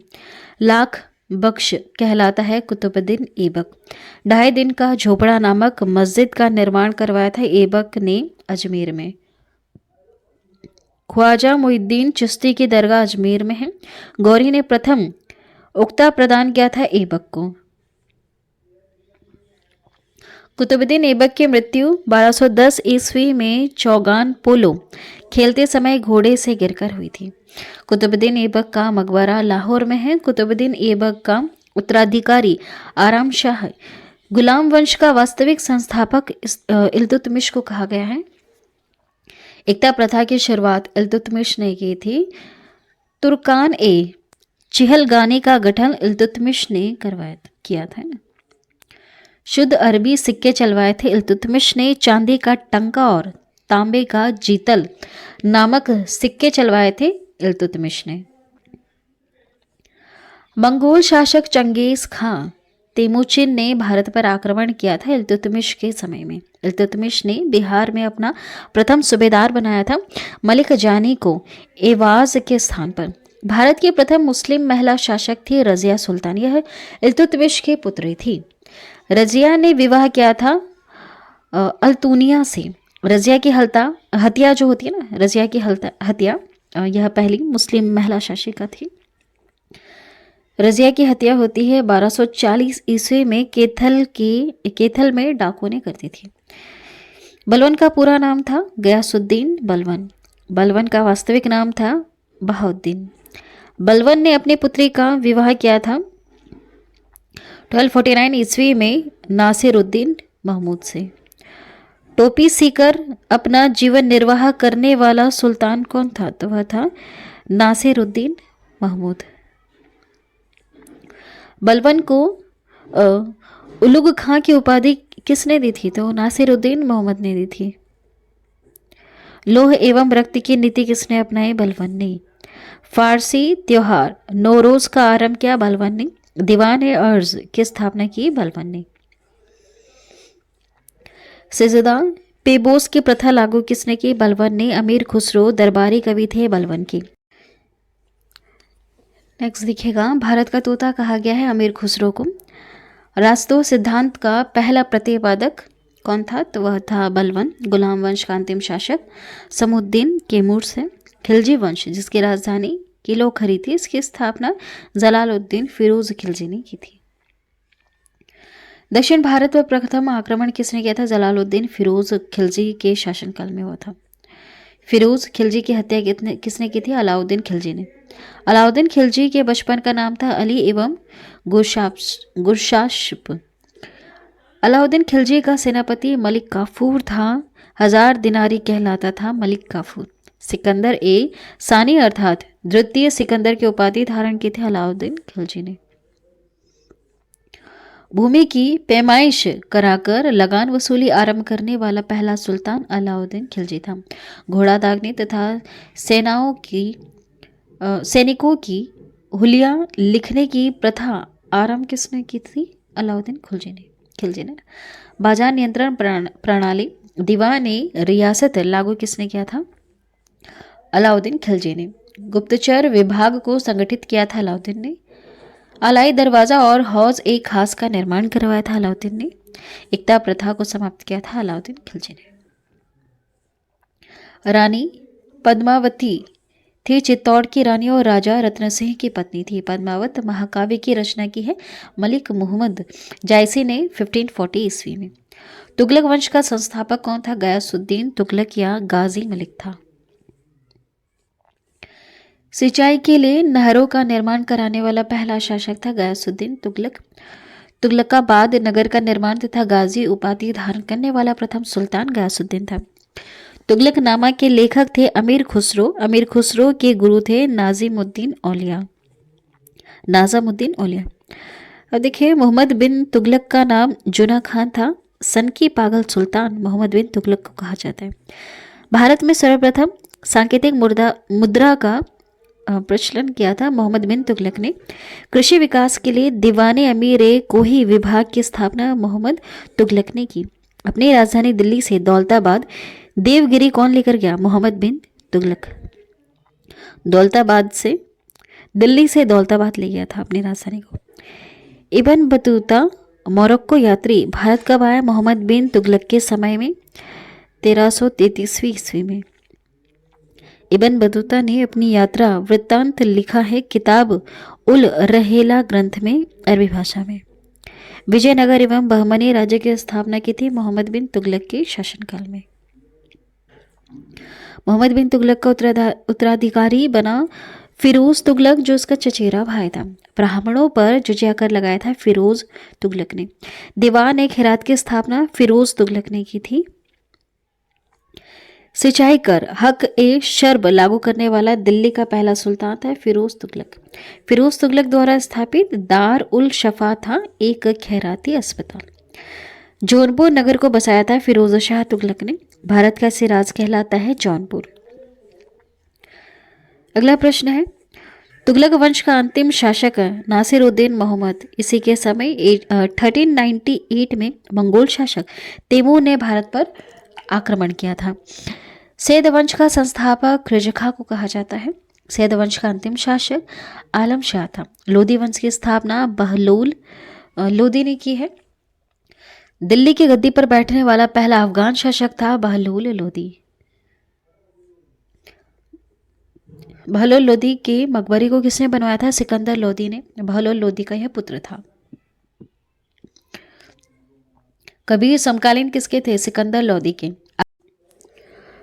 अगला देखिएगा, आगरा शहर की स्थापना किसने की थी? तो सिकंदर लोदी ने की थी 1504 ईस्वी में। अनाज से कर किसने समाप्त किया? सिकंदर लोदी ने। 2 गुंबदों का प्रयोग किसने किया था? सिकंदर लोदी के मकबरे में किया गया है। दिल्ली सल्तनत की राज्य भाषा फारसी थी। दिल्ली सल्तनत का अंतिम शासक कौन था? इब्राहिम लोदी था। सिकंदर लोदी का पुत्र है। युद्ध भूमि में मरने वाला पहला सुल्तान था इब्राहिम लोदी। ये पानीपत के समय प्रथम युद्ध में मरा था। विजयनगर की स्थापना हरिहर और बुक्का नामक 2 भाइयों ने की थी 1336 ईस्वी में। विजयनगर की प्रथम राजधानी हम्पी थी। विजयनगर की दूसरी राजधानी पेनुकोंडा थी। हम्पी अवशेष है विजयनगर साम्राज्य का। हम्पी कहाँ स्थित है? कर्नाटक के बेलारी जिले में तुंगभद्रा नदी के किनारे। विरूपाक्ष मंदिर है हम्पी कर्नाटक में। तालीकोटा का युद्ध हुआ है 23 जनवरी 1565 को, जिसमें विजयनगर पराजित हुआ। संगम वंश की स्थापना हरिहर और बुक्का ने की थी। इटली का यात्री निकोलो कॉन्टी विजयनगर की यात्रा पर कब आया था? देवराय प्रथम के शासनकाल में। संगम वंश का प्रतापी राजा था द्वितीय द्वितीय। संगम वंश का अंतिम शासक था विरूपाक्ष द्वितीय। फारसी यात्री अब्दुल रजाक विजयनगर आया था देवराय द्वितीय के शासनकाल में। तुलु वंश का महान शासक कौन था? कृष्णदेव राय था। कृष्णदेव राय के दरबार में अष्टदिग्गज कौन थे? तो तेलुगु के 8 विद्वान थे। तेनाली राम थे कृष्णदेव राय के दरबार में। आंध्र भोज कहा जाता है कृष्णदेव राय को। विठल स्वामी मंदिर हम्पी तथा हजारा मंदिर विजयनगर को बनवाया था कृष्णदेव राय ने। पुर्तगाली यात्री डोमिंगो पायस तथा बारबोसा किसके शासनकाल में आया था? कृष्णदेव राय के शासनकाल में। कृष्णदेव राय ने गोलकुंडा का युद्ध लड़ा था कुली कुतुब शाह के साथ, जिसमें पराजित होता है। गोलकुंडा हैदराबाद तेलंगाना किले को किसने बनवाया था? काकतीय राजवंश ने 13वीं शताब्दी में। ठीक है, चलिए अगला प्रश्न देखिएगा। हैदराबाद स्थित चार मीनार को बनवाया था कुली कुतुब शाह ने 1591 ईस्वी में। गोलकुंडा की संधि हुई थी 1663 ईस्वी में। पुर्तगाली नुनीस कब आया था? तो यह अच्युत राय के समय में। तुलु वंश का अंतिम शासक सदाशिव था। बहमनी राज्य की स्थापना 1347 ईस्वी में हसन गंगू अलाउद्दीन हसन बहमन शाह ने की थी, है ना। बहमनी साम्राज्य की राजधानी थी गुलबर्गा। बहमनी वंश का अंतिम शासक था कलीमुल्लाह। कश्मीर का अकबर कहा जाता है जैन उल अबादीन को। रास्तरंगनी का फारसी में अनुवाद करवाया था जैन उल आबदीन ने। चैतन्य महाप्रभु का जन्म बंगाल के नदिया में हुआ था। अद्वैतवाद के संस्थापक थे शंकराचार्य। द्वैतवाद के संस्थापक थे माधवाचार्य। विशिष्टादेव के संस्थापक कौन थे? तो वह थे निम्बाकाचार्य। शुद्धाद्वैतवाद के संस्थापक थे वल्लभाचार्य। मुगल साम्राज्य का संस्थापक था बाबर। मुगल शासकों का क्रम क्या है? बाबर, फिर हुमायूं, फिर अकबर, जहांगीर, शाहजहां, औरंगजेब, फिर बहादुर शाह। बाबर का जन्म होता है 24 फरवरी 1483 फरगना में। बाबर के पिता का नाम है अमर शेख मिर्जा। बाबर का पूरा नाम था जहीरुद्दीन बाबर। बाबर की मृत्यु होती है 27 दिसंबर 1530 को। बाबर का कब्र काबुल में है। बाबर को भारत पर आक्रमण के लिए निमंत्रण किसने भेजा था? तो दौलत खां व आलम खां लोधी ने। पानीपत के प्रथम युद्ध 21 अप्रैल 1526 में बाबर ने किसे पराजित किया? इब्राहिम लोदी को। जीत का कारण क्या था? इनके पास तोपखाना था और सैन्य कुशलता थी।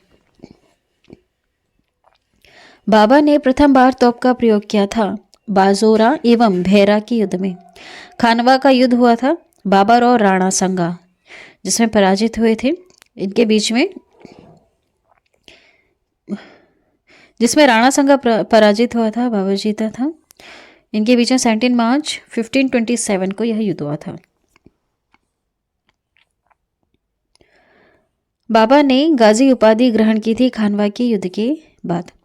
1528 ईस्वी के चंदेरी के युद्ध में बाबर ने पराजित किसे किया था? मेदिनी राय को। बाबर ने अपनी आत्मकथा बाबरनामा की रचना की थी तुर्की भाषा में। बाबरनामा का फारसी में अनुवाद किया था अब्दुल रहीम खाना ने। अयोध्या स्थित बाबरी मस्जिद का निर्माण कराया था मीर बकी। मीर बकी बाबर का सेना नायक था। नेक्स्ट देखिएगा, बाबर का उत्तराधिकारी पुत्र कौन था? हुमायूं था।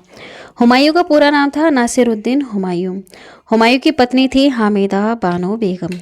हुमायूं नामा की रचना की थी गुलबदन बेगम ने। गुलबदन बेगम थी बाबर की पुत्री, है ना। ज्योतिष में विश्वास कौन रखता था? हुमायूं। दिन पनाह नामक नगर बसाया था हुमायूं ने। सप्ताह के 7 दिन 7 रंग के कपड़े पहनने के नियम बनाए थे हुमायूं ने। हुमायूं की मृत्यु हुई थी दिन पनाह पुस्तकालय के सीढ़ियों से गिरने के कारण। हुमायूं का मकबरा दिल्ली में है। हुमायूं के मकबरे का निर्माण 1565 ईस्वी में हाजी बेगम ने, जिसके कारीगर हैं मिरक मिर्जा गयासन। चौसा का युद्ध जो हुआ था 25 जून 1539 में शेरशाह ने पराजित किया था हुमायूं को। चौसा का यह युद्ध हुआ था।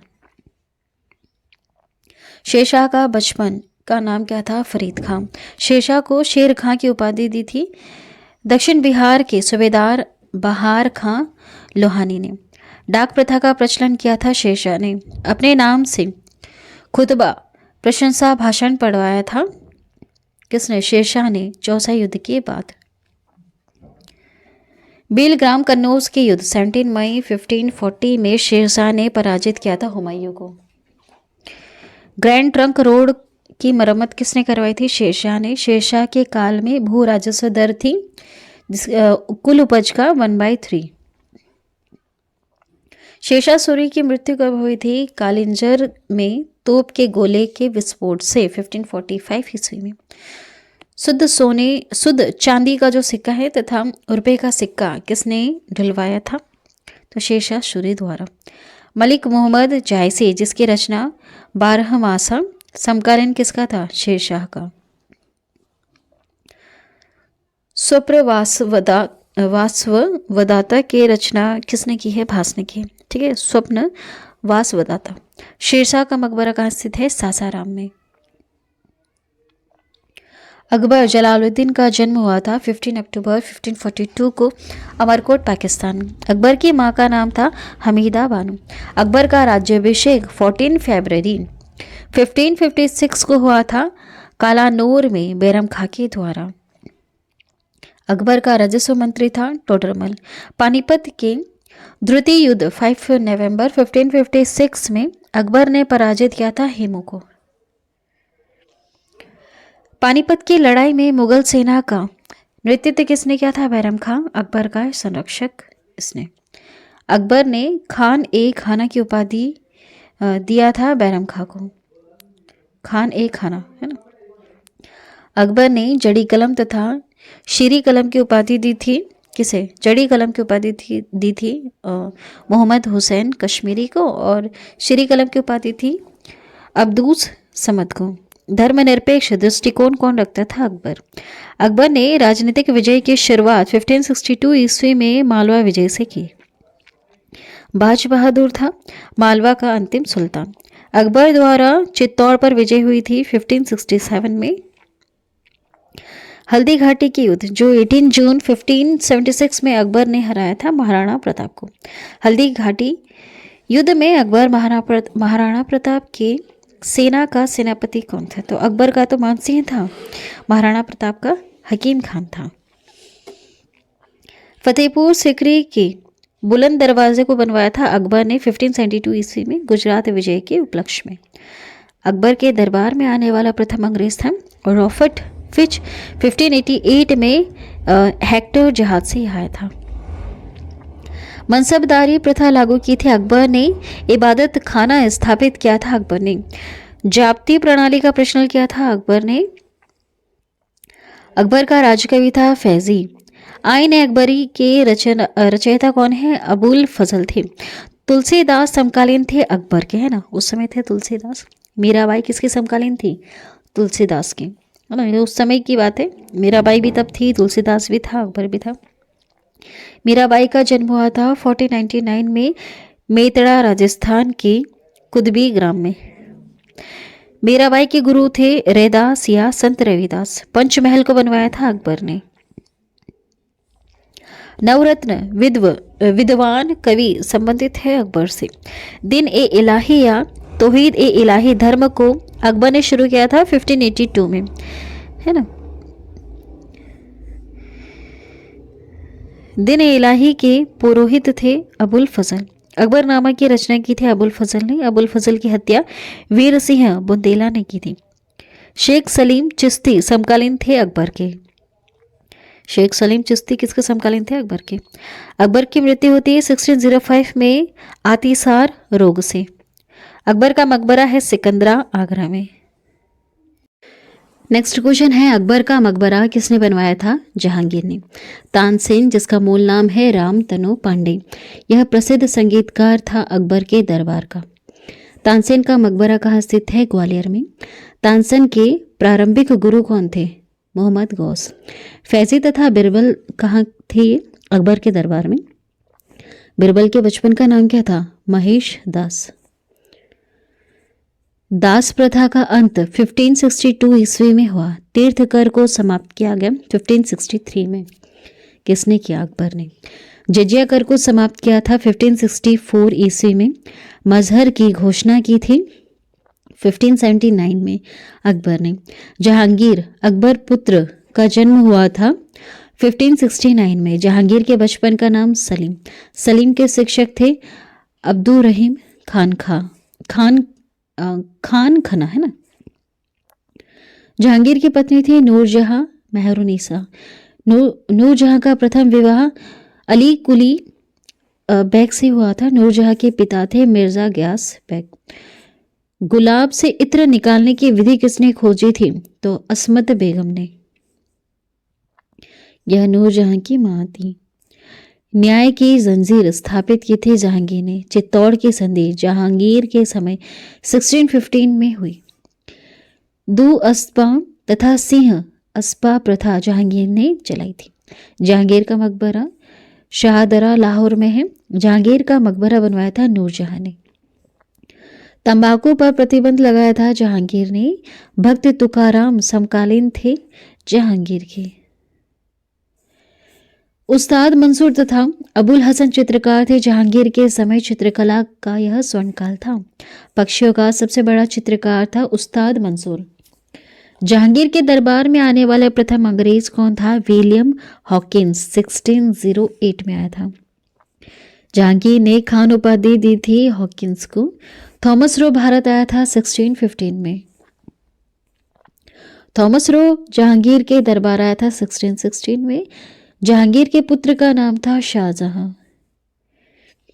शाहजहां जिसके बचपन का नाम खुर्रम तथा जन्म हुआ था 15 जनवरी 1592 ईस्वी को लाहौर में। शाहजहां की माता का नाम जगत गोसाई था। मुमताज महल असली नाम जिसका अर्जुमंद बानो बेगम था। यह शाहजहां की पत्नी थी मुमताज महल। आना का सिक्का चलवाया था शाहजहां ने। ताजमहल का निर्माण शाहजहां ने मुमताज महल की स्मृति में उसकी कब्र पर बनवाया था। ताजमहल का निर्माण हुआ 1632-1652 ईस्वी में। ताजमहल का निर्माण करने वाला मुख्य स्थापत्य कलाकार था उस्ताद अहमद लाहौरी। ताजमहल मकबरे की योजना तैयार की थी उस्ताद ईशा खां जो पर्सिया है। उपनिषदों का फारसी अनुवाद सिर ए अकबर महान रहस्य नाम से करवाया। दारा शिकोह ने। यह शाहजहां का पुत्र था। स्थापत्य कला का स्वर्ण युग कहा जाता है शाहजहां के शासनकाल को। दिल्ली के लाल किला, दिल्ली का जामा मस्जिद, आगरा के किले में मोती मस्जिद, मयूर सिंहासन को बनवाया, ये सब शाहजहां ने बनवाया था। दिल्ली के लाल किले में मोती मस्जिद का निर्माण करवाया औरंगजेब ने। आगरे के जामा मस्जिद का निर्माण करवाया जहां आरा बेगम शाहजहां की पुत्री है। मयूर सिंहासन को बनाने वाला मुख्य कलाकार था बेबादल खां। इन्होंने बनवाया था शाहजहां ने। ठीक है, अब देखिए मयूर सिंहासन में लगा कोहिनूर हीरा शाहजहां को उपहार में दिया था मीर जुमला ने। मयूर सिंहासन तख्ते ताउज पर बैठने वाला अंतिम मुगल शासक था मोहम्मद शाह। शाहजहां के पुत्र औरंगजेब का जन्म होता है 3 नवंबर 1618 को उज्जैन के दोहद में। जिंदा पीर कहा जाता है औरंगजेब को। औरंगजेब ने बीजापुर विजय की थी 1686 में। औरंगजेब को दफनाया गया है दौलताबाद में।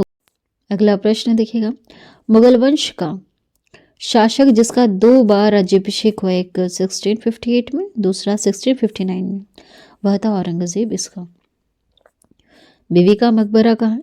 यह औरंगजेब की पहली पत्नी राबिया उद दौरानी का मकबरा है। बीवी का मकबरा है ना। और देखिए द्वितीय ताजमहल किसे कहते हैं? बीवी का मकबरा को कहते हैं, जो औरंगाबाद महाराष्ट्र में। औरंगजेब के जिहाद का अर्थ है दारुल इस्लामी। नौरोज त्यौहार मनाने पर रोक लगाती थी किसने? औरंगजेब ने। जजिया कर को पुनः लगाया था औरंगजेब ने। संत रामदास समकालीन थे औरंगजेब के। मुगल साम्राज्य का अंतिम शासक था बहादुर शाह जफर द्वितीय। बहादुर शाह जफर की मृत्यु होती है 1862 में रंगून में। मुगल काल में मंत्रिपरिषद तथा जिला जनपद कहलाता है। तो मंत्रिपरिषद विजारत और जिला जनपद कहते सरकार। मुगल शासक के समय में मुगल काल में सरकारी भूमि तथा सिक्का कहलाता था। सरकारी भूमि खालसा कहलाता और सिक्का को शंशब कहते थे। मुगल काल में तांबे का सिक्का कहलाता थे दाम, जो रुपए में 40वें भाग के बराबर था। मुगल काल की राजकीय भाषा थी फारसी। अब देखिए बाबुल का मक्का कहा जाता है सूरत को। नेक्स्ट है शाहे बेखबर कहलाता है बहादुर शाह प्रथम। शाहे बेखबर। लंपट मूर्ख कहा गया है जहांदार शाह को। मुगल वंश का घृणित कायर कहा गया है फारूक सियर को। फारूक सियर। रंगीला बादशाह कहते हैं मोहम्मद शाह को। नादिर शाह फारस ने दिल्ली पर आक्रमण किया 1739 में मोहम्मद शाह के समय में। ईरान का नेपोलियन कहलाता है नादिर शाह। तख्ते ताउस को ईरान ले गया था कौन? तख्ते ताउस को ईरान कौन ले गया? नादिर शाह। मराठा साम्राज्य का संस्थापक थे शिवाजी। शिवाजी का जन्म होता है 1627 में शिवनेर दुर्ग में। शिवाजी के पिता का नाम है शाहजी भोंसले। शिवाजी के माताजी का नाम है जीजाबाई। शिवाजी के संरक्षक या फिर गुरु कौन थे? दादा कोंडदेव।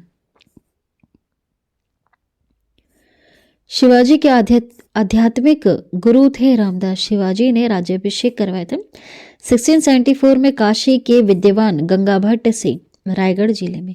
शिवाजी ने छत्रपति की उपाधि धारण की है 1674 में रायगढ़ में। राज्याभिषेक के बाद शिवाजी की पैदल सेना का नाम तथा भूमि कर प्रणाली क्या थी? पैदल सेना थी पाइक और भूमि कर प्रणाली थी रेतवाड़ी। शिवाजी का मंत्रिपरिषद था अष्टप्रधान। अष्टप्रधान का सर्वोच्च पद था पेशवा। चौथ और सरदेश मुखी था एक कर। पुरंदर की संधि 22 जून 1665 को हुई थी शिवाजी और महाराजा जयसिंह के बीच में। शिवाजी का अंतिम आक्रमण कर्नाटक पर हुआ था। शिवाजी का अंतिम आक्रमण कर्नाटक पर। शिवाजी को औरंगजेब ने कैद किया था 1666 ईस्वी में आगरा के जयपुर भवन में। शिवाजी की मृत्यु हुई थी 3 अप्रैल 1680 को। शिवाजी के उत्तराधिकारी कौन हुए थे? संभाजी हुए थे। संभाजी की मृत्यु हुई थी 11 मार्च 1689 में। दिल्ली पर आक्रमण करने वाला प्रथम पेशवा कौन था? बालाजी विश्वनाथ 1719 में इन्होंने आक्रमण किया था। 1728 में पालखेड़ा के युद्ध में बाजीराव प्रथम ने पराजित किया था निजाम उल मुल्क को। शिवाजी की गुरिल्ला युद्ध प्रणाली को अपनाया था बाजीराव प्रथम लड़ाकू पेशवा ने। नाना साहब के नाम से जाना जाता है बालाजी बाजीराव को। पानीपत का तीसरा युद्ध 14 जनवरी 1761 को बालाजी बाजीराव के शासनकाल में हुआ था। पानीपत के तीसरे युद्ध में अहमद शाह अब्दाली ने पराजित किया था मराठाओं को। सहायक संधि स्वीकार करने वाला प्रथम मराठा सरदार था बाजीराव द्वितीय, अंतिम पेशवा। प्रथम आंग्ल मराठा युद्ध 1775 से 82 तक चला था या समाप्त हुआ था सालबाई की संधि के द्वारा। सालबाई की संधि 17 मई 1782 को अंग्रेज और महादजी सिंधे के बीच में हुई थी। द्वितीय आंग्ल मराठा युद्ध 1803 से 05 में हुई। तृतीय आंग्ल मराठा युद्ध 1817 से 19 में हुई थी, है ना। द्वितीय और तृतीय आंग्ल मराठा युद्ध हुआ था बाजीराव द्वितीय के शासनकाल में। प्रथम, द्वितीय और तृतीय आंग्ल मराठा युद्ध तो पहला वॉरेन हेस्टिंग के समय में, द्वितीय लॉर्ड वेल्लेस्ली और तीसरा लॉर्ड हेस्टिंग्स के शासनकाल के समय हुआ था, है ना। पहला, द्वितीय और तृतीय आंग्ल मराठा युद्ध। जयपुर शहर की स्थापना सवाई जय सिंह ने की है। राजा सवाई सिंह ने जंतर मंतर खगोलीय वेधशालाओं का निर्माण करवाया। कहाँ पर? दिल्ली, उज्जैन, जयपुर, बनारस तथा मथुरा में। ये सब राजा सवाई जयसिंह ने जंतर मंतर खगोलीय वेधशालाओं का निर्माण कराया। अब हम आधुनिक भारत से जुड़े हुए प्रश्न कवर करेंगे। यूरोपियों के भारत आने का क्रम क्या है? तो पुर्तगाली, डच, अंग्रेज, डेनिश, फ्रांसीसी और स्वीडिश, है ना, इस तरह से है। पहले पुर्तगाली है, फिर डच, फिर अंग्रेज, फिर डेनिश, फ्रांसीसी, फिर स्वीडिश। सबसे पहले भारत कौन आता है? पुर्तगाली आता है। भारत आने वाला प्रथम पुर्तगाली कौन था? Vasco da Gama. 1498 में पश्चिमी तट कालीकट पहुंचा, जहां हिंदू राजा जमोरीन ने इनका स्वागत किया था। दोबारा वास्को डिगामा भारत आता है 1502 में। ठीक है, कब आता है वापस? ये 1502 में वापस आता है। पुर्तगालियों ने अपनी पहली व्यापारिक कोठी कहाँ स्थापित की थी? कोचीन में 1503 में। भारत में पहला पुर्तगाली गवर्नर कौन था? Francisco de Almeida. 1505 में नियुक्त हुआ था। शांत जल की नीति, ब्लू वाटर पॉलिसी लागू किया था फ्रांसिस्को डी अल्मीडा ने। पुर्तगाली शक्ति का वास्तविक संस्थापक माना जाता है अल्फांसो डी अल्बुकर्क को। पुर्तगालियों द्वारा गोवा पर कब्जा होता है 1510 में। डच लोग भारत कब आए? 1596 में आए थे। देखिए, पुर्तगालियों ने पहले कब्जा किया था गोवा में, है ना। डच निवासी कहाँ के थे? ये नीदरलैंड या फिर हॉलैंड से आए थे। पहला डच यात्री कौन था? वो था कॉर्नेलियन हाउटमैन।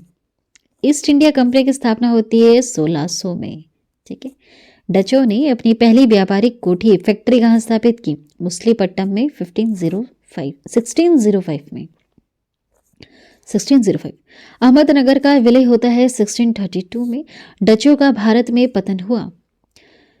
डचों और अंग्रेजों के मध्य वेदरा युद्ध से 1759 में ना डचों का भारत में पतन हो जाता है।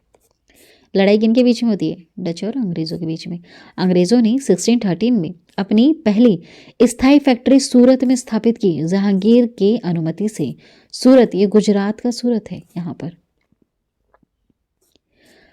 अब देखिए, अंग्रेजी यूरोपीय शासनकाल में अफीम तथा शेरा उत्पादन के लिए प्रसिद्ध था बिहार। भारत आने वाला प्रथम जहाज कौन था? Red dragon. भारत में फ्रांसीसियों की प्रथम फैक्ट्री स्थापित की गई थी 1668 में सूरत में फ्रैंको कैरो द्वारा। प्रथम फ्रांसीसी गवर्नर कौन था? टुप्ले। पांडिचेरी की स्थापना 1674 में फ्रांसिस मार्टिन फ्रांसीसी ने की थी। अंग्रेजों द्वारा पांडिचेरी पर अधिकार किया गया 1761 में। कलकत्ता नगर की स्थापना की गई थी जॉब चारनॉक ने 1690 में। 3 कर्नाटक युद्ध हुए थे अंग्रेज और फ्रांसीसियों के बीच में। प्रथम कर्नाटक युद्ध होता है 1746 से 48 में समाप्त हुआ। ठीक है, समाप्त कैसे हुआ? एक्स लो शापेल की संधि से। द्वितीय कर्नाटक युद्ध 1749 से 54 में समाप्त होता है पांडिचेरी की संधि से। नेक्स्ट है तृतीय कर्नाटक जो युद्ध हुआ था 1758 से 63 ईस्वी में, यह समाप्त होता है पेरिस की संधि से। हम्मुराबी शासक कहाँ का था? बेबीलोन का था। वांडीवांश का युद्ध हुआ था वांडीवांश का युद्ध हुआ था फ्रांसीसी और अंग्रेजों के बीच में 1760 में। वांडीवांश के युद्ध में आयरकोट के नेतृत्व में अंग्रेजी सेना ने हराया था फ्रांसीसियों को। अंग्रेजों ने फ्रांसीसी से पांडिचेरी कब छीना था? 1761 में। सिखवाद का प्रवर्तन 1500 ईस्वी 16वीं शताब्दी में। ठीक है, सिखवाद का प्रवर्तन हुआ था। सिख धर्म के संस्थापक कौन थे? गुरु नानक देव जी। गुरु नानक देव जी का जन्म होता है 1469 में तलवंडी में, वर्तमान ननकाना साहिब, जो पाकिस्तान में चला गया है ना। पहले तो एक ही हुआ करता था। नानक जी के पिता का नाम है कल्याण चंद। नानक जी के माता जी का नाम है तृप्ता। संगत धर्मशाला और पंगत लंगर को स्थापित किसने किया? संगत पंगत को गुरु नानक देव जी ने। गुरु नानक देव जी की मृत्यु होती है 1539 ईस्वी में करतारपुर में, जो अब पाकिस्तान में है ना। गुरु नानक देव जी का उत्तराधिकारी हुआ था गुरु अंगद, गुरुमुखी लिपि के जो जनक हैं। अकबर ने 500 बीघा जमीन जो दे दी थी किसे? सिखों के चौथे गुरु रामदास को। अकबर ने 500 बीघा जमीन इन्हें दी थी। आदि ग्रंथ की रचना की है गुरु अर्जुन देव ने। खुद को सच्चा बादशाह कहा था श्री गुरु अर्जुन देव जी ने। श्री हरमंदिर साहिब स्वर्ण मंदिर अमृतसर को किसने बनवाया था? तो श्री गुरु अर्जुन देव जी ने, जिन्होंने खुद को सच्चा बादशाह कहा था। स्वर्ण मंदिर की नींव रखी थी साई मियां मीर ने। गुरु अर्जुन देव को मृत्युदंड किसने दिया था? जहांगीर ने। श्री अकाल तख्त साहिब की स्थापना की थी श्री गुरु हरगोबिंद साहिब जी ने। हिंद की चादर कहलाए गुरु तेग बहादुर। हिंद की चादर गुरु तेग बहादुर को मृत्युदंड दिया था औरंगजेब ने। खालसा पंथ की स्थापना एवं गुरु प्रथा को समाप्त किया था श्री गुरु गोविंद सिंह जी ने। सिखों के अंतिम गुरु कौन थे? गुरु गोविंद सिंह। सिखों के 10वें गुरु गुरु गोविंद सिंह जी का जन्म होता है 1666 ईस्वी में पटना में। सिखों के अंतिम गुरु कौन थे? गुरु गोविंद सिंह थे। श्री गुरु गोविंद सिंह जी का निधन होता है 1708 ईस्वी में नांदेड़ महाराष्ट्र में। गुरु गोविंद सिंह ने अगला गुरु बताया है गुरु अर्जुन देव, स्थापित गुरु ग्रंथ साहिब है ना, इन्होंने गुरु ग्रंथ साहिब की स्थापना की थी। रंजीत सिंह का जन्म होता है 2 नवंबर 1780 को सुकर चकिया मिसल के मानसिंह के घर। रंजीत सिंह का उत्तराधिकारी पुत्र खड़क सिंह सिख राज्य का अंतिम राजा था दिलीप सिंह। अमृतसर संधि हुई थी महाराजा रणजीत सिंह और अंग्रेजों के बीच 25 अप्रैल 1809 को। सिराजुद्दौला बंगाल का नवाब बना था। ठीक है। कालकोठरी ब्लैक होल की घटना होती है 20 जून 1756 को सिराजुद्दौला के समय। अलीनगर की संधि हुई थी 1757 ईस्वी में सिराजुद्दौला और ईस्ट इंडिया कंपनी के बीच। दस्तक प्रथा को समाप्त किया था मीर कासिम ने। पलासी का युद्ध होता है 23 जून 1757 को अंग्रेज सेनापति रॉबर्ट क्लाइव और बंगाल के नवाब सिराजुद्दौला जहां हार गया था इनके बीच में ना। सिराजुद्दौला का सेनापति था मीर जाफर। पलासी का युद्ध मैदान स्थित है बंगाल में। कहाँ पर है पलासी युद्ध का मैदान? बंगाल में। मीर जाफर बंगाल का नवाब था। 1757 में बंगाल की राजधानी को मुर्शिदाबाद से मुंगेर स्थानांतरित किया था मीर कासिम ने। बक्सर का युद्ध हुआ अंग्रेजों और मीर कासिम सिराजुद्दौला व शाह आलम द्वितीय मुगल शासक के बीच में, जिसमें अंग्रेज विजय होते हैं। ठीक है, बक्सर का युद्ध था। बक्सर के युद्ध के समय बंगाल का नवाब था मीर जाफर। बक्सर का युद्ध 22 अक्टूबर 1764 में अंग्रेजों का सेनापति था मेजर हेक्टर मुनरो। इलाहाबाद की प्रथम संधि होती है 12 अगस्त 1765 को शाह आलम द्वितीय और लॉर्ड क्लाइव के बीच में। इसी के तहत शाह आलम द्वितीय ने ईस्ट इंडिया कंपनी को बंगाल, बिहार तथा उड़ीसा की दीवानी प्रदान की थी। इलाहाबाद की द्वितीय संधि लॉर्ड क्लाइव और सिराजुद्दौला के बीच में। भारत में अंग्रेजी राज्य का संस्थापक क्लाइव था। बंगाल में द्वैध शासन की शुरुआत 1765 में लॉर्ड क्लाइव द्वारा 1765 से 72 तक हुई। बंगाल में द्वैध शासन को समाप्त किया था 1772 ईस्वी में वॉरेन हेस्टिंग ने। बंगाल का पहला गवर्नर जनरल था वॉरेन हेस्टिंग। नेक्स्ट है पिंडारिनो का दमन किया था लॉर्ड हेस्टिंग ने। प्रथम मदरसा की स्थापना वॉरेन हेस्टिंग ने की थी 1781 में कलकत्ता में। भारतीय सिविल सेवा का जनक है कानविलास। लॉर्ड कानविलास की कब्र कहाँ है? गाजीपुर, उत्तर प्रदेश में।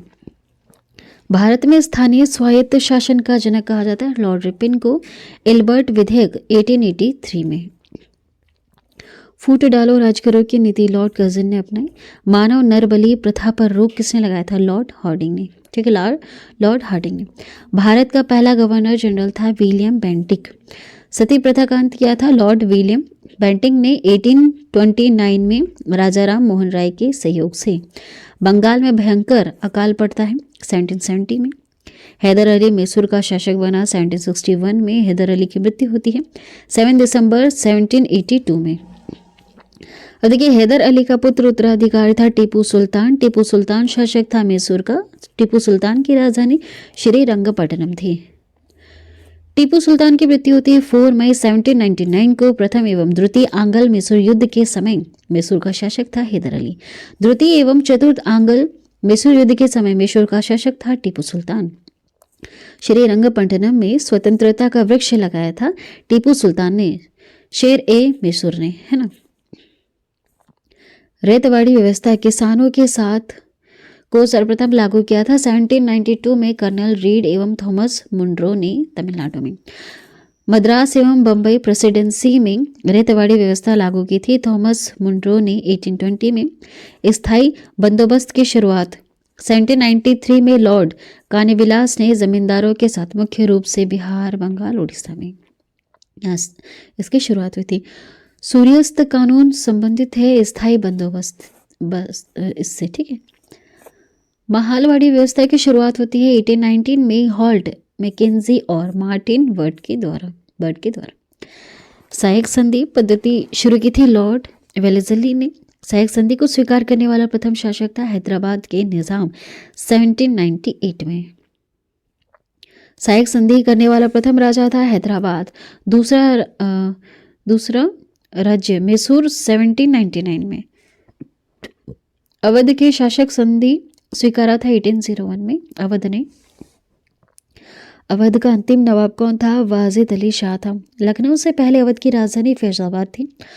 लॉर्ड डलहौजी द्वारा अवध का अंग्रेजी राज्य में विलय होता है 1856 में, है ना, कुप्रशासन के कारण।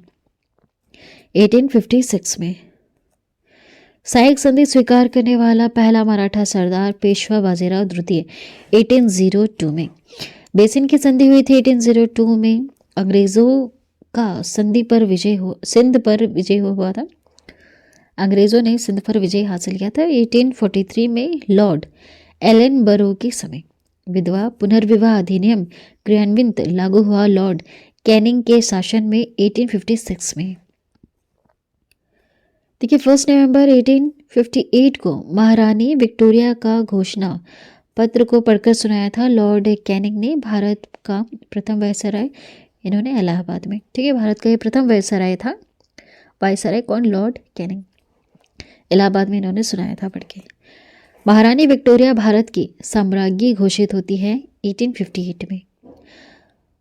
वाटरलू बेल्जियम का युद्ध 18 जून 1815 को हुआ। सुगोली की संधि होती है 1816 में।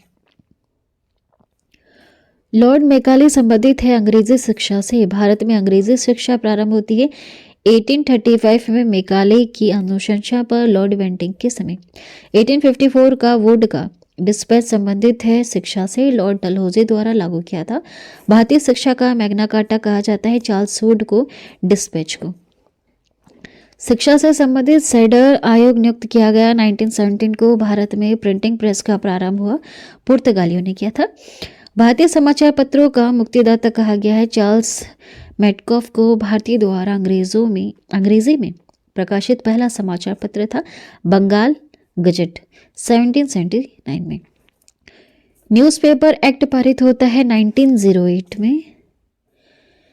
भारत में दास प्रथा को अवैध घोषित किया था 1843 में लॉर्ड एलन बरो के समय। 1857 की क्रांति प्रारंभ होती है 10 मई मेरठ से। 1857 के विद्रोह का तत्कालीन कारण क्या था? तो एनफील्ड राइफलों में चर्बीयुक्त कारतूस का प्रयोग, ठीक है, यह तत्कालिक कारण था। चर्बी वाले कारतूसों से चलने वाले एनफील्ड राइफल सेना में शामिल होते हैं 1856 में। मंगल पांडे, ठीक है, जो इन्फेंट्री के सिपाही थे 34वीं के, इसकी घटना होती है 29 मार्च 1857 को बैरकपुर में, ठीक है। मंगल पांडे को फांसी होती है 8 अप्रैल 1857 को। 1857 के विद्रोह के समय भारत का सम्राट मुगल बादशाह कौन था? बहादुर शाह जफर द्वितीय था। जो काफ़ी बूढ़ा भी हो गया था उस समय। 1857 में भारत का गवर्नर जनरल कौन था? कैनिंग था। 1857 में ब्रिटिश प्रधानमंत्री थे पामर्स्टन। 1857 के विद्रोह को दबाने के लिए नियुक्त किया गया प्रथम सेनापति था कैंपबेल। 1857 की क्रांति का प्रतीक है कमल एवं रोटी। 1857 के विद्रोह को भारत का प्रथम स्वतंत्रता संग्राम कहा है वीडी सावरकर ने। अभिनव भारत गुप्त सभा का गठन वीडी सावरकर ने 1904 में नासिक में किया। 1857 के विद्रोह को सैनिक विद्रोह की संज्ञा लॉरिस एवं सीले ने की। 1857 के विद्रोह को राष्ट्रीय विद्रोह की संज्ञा दी है डिज़रेली ने, ठीक है, डिज़रेली ने। 1857 के विद्रोह को धर्मांधों का ईसाइयों के विरुद्ध युद्ध कहा गया था LER रीस ने, धर्मांधो है ना। 1857 के विद्रोह को हिंदू मुस्लिम षड्यंत्र कहा गया था किसके द्वारा? जेम्स आउटरम एवं W टेलर ने। 1857 का जो विद्रोह है न तो प्रथम न राष्ट्रीय न ही स्वतंत्रता संग्राम था, यह कहा था RC मजुमदार ने। 1857 के विद्रोह को बर्बरता एवं सभ्यता के बीच का युद्ध कहा था TR हॉमस ने। दिल्ली में 1857 के विद्रोह का नेतृत्व किया था बहादुर शाह द्वितीय ने। लखनऊ अवध में 1857 के विद्रोह का नेतृत्व किया था बेगम हजरत महल ने। कानपुर में 1857 के विद्रोह का नेतृत्व किया था नाना साहेब एवं तात्या टोपे ने। नाना साहेब का मूल नाम क्या था? दोंडू पंत था। झांसी में 1857 के विद्रोह का नेतृत्व किया था लक्ष्मीबाई ने। रानी लक्ष्मीबाई की समाधि कहाँ है? मध्य प्रदेश के ग्वालियर में। बिहार में 1857 के विद्रोह का नेतृत्व कुंवर सिंह ने जगदीशपुर में किया। अब देखिए पटना में 1857 के विद्रोह का नेतृत्व किया था पीर अली ने। इलाहाबाद में 1857 के विद्रोह का नेतृत्व किया था लियाकत अली ने। 1857 के विद्रोह को देखने वाला उर्दू कवि कौन था? मिर्जा गालिब, निवासी था आगरा का। 1857 नामक पुस्तक के लेखक थे RN सेन। राज्य हड़प नीति लागू किया था डलहौजी ने। किसने? डलहौजी ने। क्रिमियन युद्ध 1854 से 56 तक चला। इसमें ब्रिटेन, फ्रांस, टर्की ने पराजित किया था रूस को। फ्लोरेंस नाइटिंगेल का संबंध है क्रिमियन युद्ध से। लेडी विद द लैम्प कहा जाता है फ्लोरेंस नाइटिंगेल को, इंग्लैंड की है। 1857 के ठीक बाद नील विद्रोह होता है बंगाल में। 1859 से 60 तक चला। नील दर्पण पुस्तक के लेखक है दीनबंधु मित्र। सन्यासी विद्रोह हुआ 1763 से ये 1800 तक चला था, 1763 से। सन्यासी विद्रोह का उल्लेख मिलता है बंकिम चंद्र चटर्जी के उपन्यास आनंद मठ में। अगला है बघेरा विद्रोह हुआ था 1818 में बड़ौदा में। अहोम विद्रोह हुआ था 1828 से 33 ईस्वी में गोमधर कुंवर के नेतृत्व में असम में। कोल विद्रोह हुआ था बुद्धो भगत के नेतृत्व में 1831 से 32 में चला। कुका विद्रोह हुआ था 1840 में भगत जवाहर मल एवं राम सिंह कुका द्वारा पंजाब में। संताल विद्रोह हुआ था, कहाँ हुआ था संताल विद्रोह? तो देखिए सिंधु तथा कान्हू के नेतृत्व में हुआ था 1855 से 56 ईस्वी में, ठीक है। देखिए मुंडा आदिवासियों का विद्रोह होता है 1899 से 1900 के बीच में। नेता बिरसा मुंडा थे इसके। उलगुलान विद्रोह संबंधित है बिरसा मुंडा से। उलगुलान बिरसा मुंडा का जन्म होता है बिरसा मुंडा का 18 नवंबर 1875 में। मोपला विद्रोह हुआ था 1921 में केरल के मालाबार क्षेत्र में। अब देखिए एशियाटिक सोसाइटी ऑफ बंगाल की स्थापना होती है 1784 में विलियम्स जोन्स ने। वर्नाक्युलर प्रेस एक्ट 1878 में लॉर्ड लीटन द्वारा इस रद्द होता है 1882 में लॉर्ड रिपन द्वारा, ठीक है। भक्ति आंदोलन के प्रतिपादक थे रामानुजाचार्य। भारतीय पुनर्जागरण का पिता, भारतीय राष्ट्रवाद का पैगंबर, जनक, आधुनिक भारत का पिता, युग दूत कहा जाता है राजा राममोहन राय को। आत्मीय सभा की स्थापना 1815 में राजा राममोहन राय ने कोलकाता में की। अगला देखिएगा ब्रह्म समाज की स्थापना 20 अगस्त 1828 को राजा राममोहन राय ने की। ब्रह्म समाज का सिद्धांत आधारित है एक ईश्वरवाद की उपासना पर। भारतीय आदि ब्रह्म समाज की स्थापना की 11 नवंबर 1866 को केशव चंद्र सेन ने। नेक्स्ट है राजा राममोहन राय को राजा की उपाधि दी थी मुगल सम्राट अकबर द्वितीय ने। राजा राममोहन राय की मृत्यु होती है ब्रिस्टन इंग्लैंड में। रामकृष्ण मिशन की स्थापना होती है 1897 में स्वामी विवेकानंद द्वारा बेलूर कोलकाता में। विवेकानंद के बचपन का नाम था नरेंद्रनाथ दत्त। मानव की सेवा ईश्वर की सेवा है कहा था स्वामी विवेकानंद ने। 1893 में शिकागो में आयोजित विश्व धर्म सम्मेलन में भाषण दिया था स्वामी विवेकानंद ने। आर्य समाज की स्थापना 7 अप्रैल 1875 को दयानंद सरस्वती मूल शंकर ने बंबई में की थी। भारत भारतवासियों के लिए का नारा दिया था आर्य समाज ने। सत्यार्थ प्रकाश की रचना दयानंद सरस्वती ने की है। वेदों के उलटों का नारा दिया स्वामी दयानंद सरस्वती ने। भारत का मार्टिन लूथर किंग कहा गया स्वामी दयानंद सरस्वती को। सर्वप्रथम स्वराज्य शब्द का प्रयोग किया था स्वामी दयानंद सरस्वती ने। दयानंद सरस्वती के गुरु स्वामी बिरजानंद थे। दयानंद सरस्वती के गुरु थे स्वामी बिरजानंद। अब देखिए दयानंद सरस्वती ने शुद्धि आंदोलन चलाया था 1882 में, जिनकी मृत्यु हुई थी अजमेर राजस्थान में। प्रार्थना समाज की स्थापना 1867 में आत्माराम पांडुरंग ने बंबई में की थी।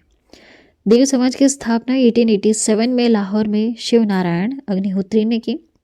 सत्यशोधक समाज की स्थापना 1873 में ज्योतिबा फूले, जिसकी पुस्तक है गुलामगिरी, इन्होंने की। लोकहितवादी कहलाए गोपाल हरि देशमुख।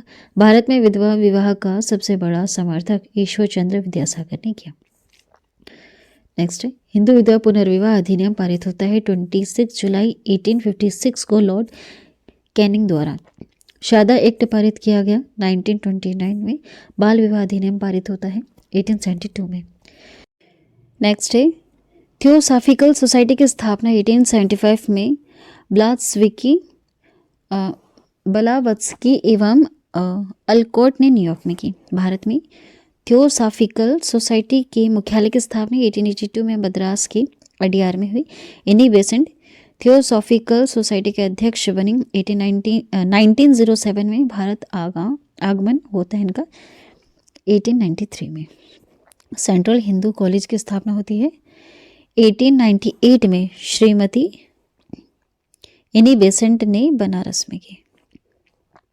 बनारस हिंदू विश्वविद्यालय की स्थापना 1916 में पंडित मदन मोहन मालवीय ने की। यंग बंगाल आंदोलन की स्थापना 1826 में हेनरी विवियन डेरोजियो ने पेशा इनका शिक्षक था, इन्होंने की थी स्थापना। आधुनिक भारत के प्रथम राष्ट्रवादी कवि थे हेनरी विवियन डेरोजियो। बहावी आंदोलन हुआ था सैयद अहमद बेरेलवी के नेतृत्व में 1863 से 60 के बीच में। अब देखिए बहावी आंदोलन का मुख्य केंद्र था पटना। अलीगढ़ आंदोलन के प्रवर्तक थे सैयद अहमद खान। भारत संघ इंडियन एसोसिएशन की स्थापना होती है 26 जुलाई 1876 को सुरेंद्रनाथ बनर्जी ने की थी। सुरेंद्रनाथ बनर्जी को भारतीय सिविल सर्विसेज से हटाया गया था 1874 में ब्रिटिश के द्वारा। बिना ताज के बादशाह कहा जाता है सुरेंद्रनाथ बनर्जी को। Servants of India society Bharat सेवक समाज की स्थापना 1905 में गोपाल कृष्ण गोखले ने की थी। कांग्रेस की स्थापना 28 दिसंबर 1885 को A.O. ह्यूम ने लॉर्ड डफरिन के शासनकाल में हुई थी। हर्मिट ऑफ शिमला कहा जाता है A.O. ह्यूम को, ये स्कॉटलैंड वासी है। कांग्रेस के पहले अध्यक्ष थे W.C. बनर्जी। कांग्रेस के प्रथम अधिवेशन की अध्यक्षता W.C. बनर्जी ने, महासचिव थे A.O. ह्यूम। कांग्रेस के प्रथम अधिवेशन मुंबई में होता है 1855 में, भाग लिया था 72 प्रतिनिधियों ने। कांग्रेस नाम सुझाया किसने था? दादा भाई नौरोजी ने। भारतीय राष्ट्रीय कांग्रेस का इतिहास लिखा गया है पट्टाभी सीतारामैया के द्वारा। कांग्रेस के दूसरा अधिवेशन कलकत्ता 1886 की अध्यक्षता की थी दादा भाई नौरोजी ने। धन निष्कासन का सिद्धांत दिया था दादा भाई नौरोजी ने। ग्रैंड ओल्ड मैन ने 1867 में दादा भाई नौरोजी ने पहली बार स्वराज की मांग की थी 1906 में कोलकाता अधिवेशन। कांग्रेस में फूट पड़ती है सूरत अधिवेशन में 1907 में, जिसकी अध्यक्षता रास बिहारी घोष ने की थी।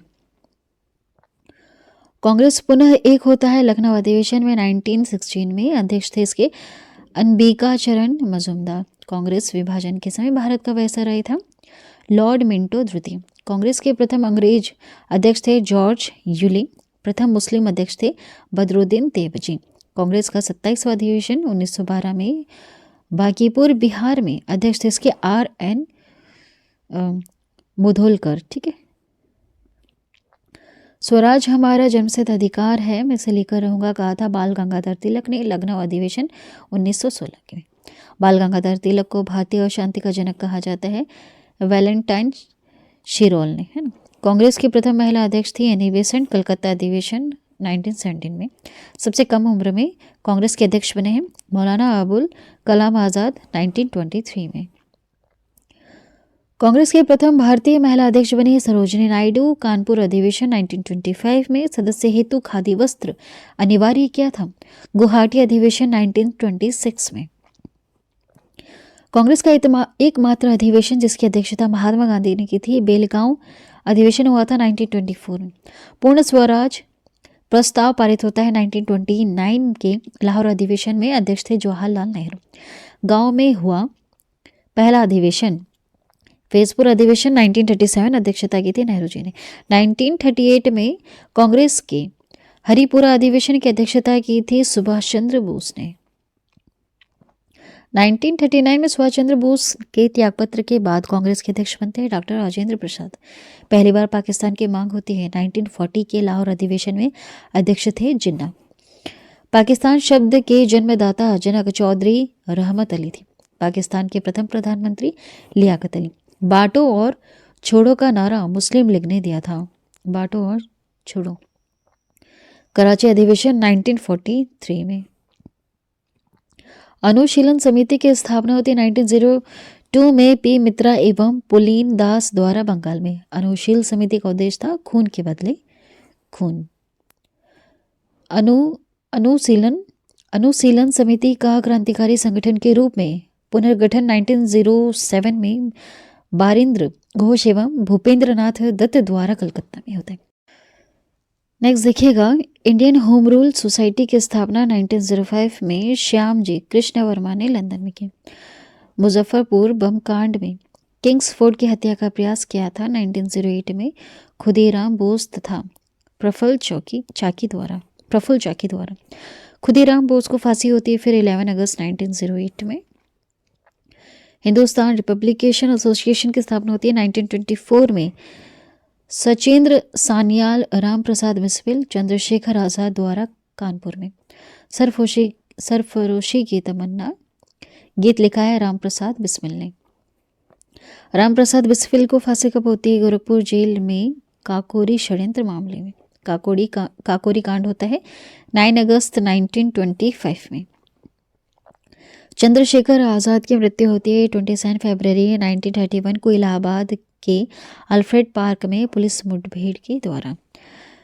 जेल में भूख हड़ताल से मृत्यु हो जाती है जतीन दास की। गदर पार्टी की स्थापना होती है 1913 में लाला हरदयाल ने सैन फ्रांसिस्को अमेरिका में की थी। देखिए, भारतीय क्रांति की माँ कहा गया है भिकाजी रुस्तम कामा को, जिनका जन्म होता है 24 सितंबर 1861 को। भारतीय तिरंगा फहराने वाली प्रथम महिला थी भिकाजी कामा 1907 में स्टुटगार्ट जर्मनी में। नेहरू एक राष्ट्रभक्त है जबकि जिन्ना एक राजनीतिज्ञ है, यह कहा था मोहम्मद इकबाल ने। आमार सोनार बांग्लादेश का राष्ट्रीय गीत इसे लिखा है रविंद्रनाथ टैगोर ने। बंग भंग की घोषणा होती है 19 जुलाई 1905 को। बंग भंग के बाद शुरू हुआ स्वदेशी आंदोलन की घोषणा 7 अगस्त 1905 को। बंगाल विभाजन होता है 1905 में, लॉर्ड गजन द्वारा प्रभावी होता है 16 अक्टूबर 1905 को। मुस्लिम लीग की स्थापना होती है सलीमुल्लाह खान ने 1906 में। प्रथम अध्यक्ष थे आगा खान। बंगाल विभाजन रद्द किया गया 1911 में लॉर्ड हार्डिंग द्वारा। माले मिंटो सुधार बिल पारित होता 1909 में। दिल्ली की राजधानी बनाने की घोषणा 1911 में है ना, दिल्ली को राजधानी बनाने की घोषणा 1911 में। भारत की राजधानी कोलकाता से दिल्ली आई 1912 में। लॉर्ड हार्डिंग द्वितीय के समय में। गेटवे ऑफ इंडिया का निर्माण होता है 1911 में। गेटवे ऑफ इंडिया गेट का निर्माण होता है 1921 में। प्रिंस ऑफ वेल्स का भारत आगमन होता है 1921 में। जापानी जहाज कामागाटा मारू को किराए पर लिया था बाबा गुरुदत्त सिंह ने 1914 में।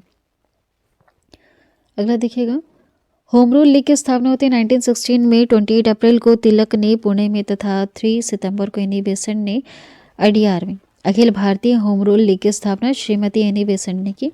गांधी जी अफ्रीका गए थे 1893 में सेठ अब्दुल्ला के निमंत्रण पर मुकदमा लड़ने।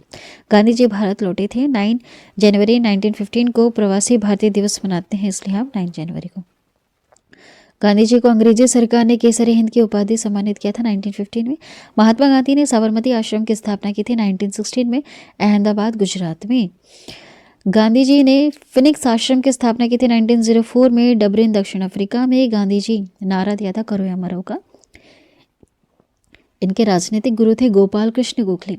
गांधी जी को अर्ध नंगा फकीर कहा था विंस्टन चर्चिल ब्रिटेन के प्रधानमंत्री थे। भर्ती कराने वाला सर्जेंट कहलाए थे गांधी जी, सार्जेंट। अब देखिए, महात्मा गांधी को सर्वप्रथम राष्ट्रपिता कहा था सुभाष चंद्र बोस ने रंगून रेडियो से। गांधी जी को महात्मा की उपाधि दी थी रविंद्रनाथ टैगोर ने चंपारण सत्याग्रह के दौरान। गांधी जी ने सत्याग्रह का प्रथम प्रयोग किया था दक्षिण अफ्रीका में 1906 में। देखिए, भारत में गांधी जी का प्रथम सत्याग्रह था चंपारण सत्याग्रह 1917 में नील की खेती के 3 कठिया प्रणाली के विरोध में। 3 कठिया चंपारण प्रथा थी किसानों द्वारा 3/20 भाग पर नील की खेती करना। अब देखिए, गांधी जी को चंपारण बिहार आने के लिए प्रेरित किया था राजकुमार शुक्ल ने। रॉलेट एक्ट काला कानून पारित होता है 1919 में लॉर्ड चेम्सफोर्ड के काल में। बिना वकील, बिना अपील एवं बिना दलील का कानून कहा गया रॉलेट एक्ट को।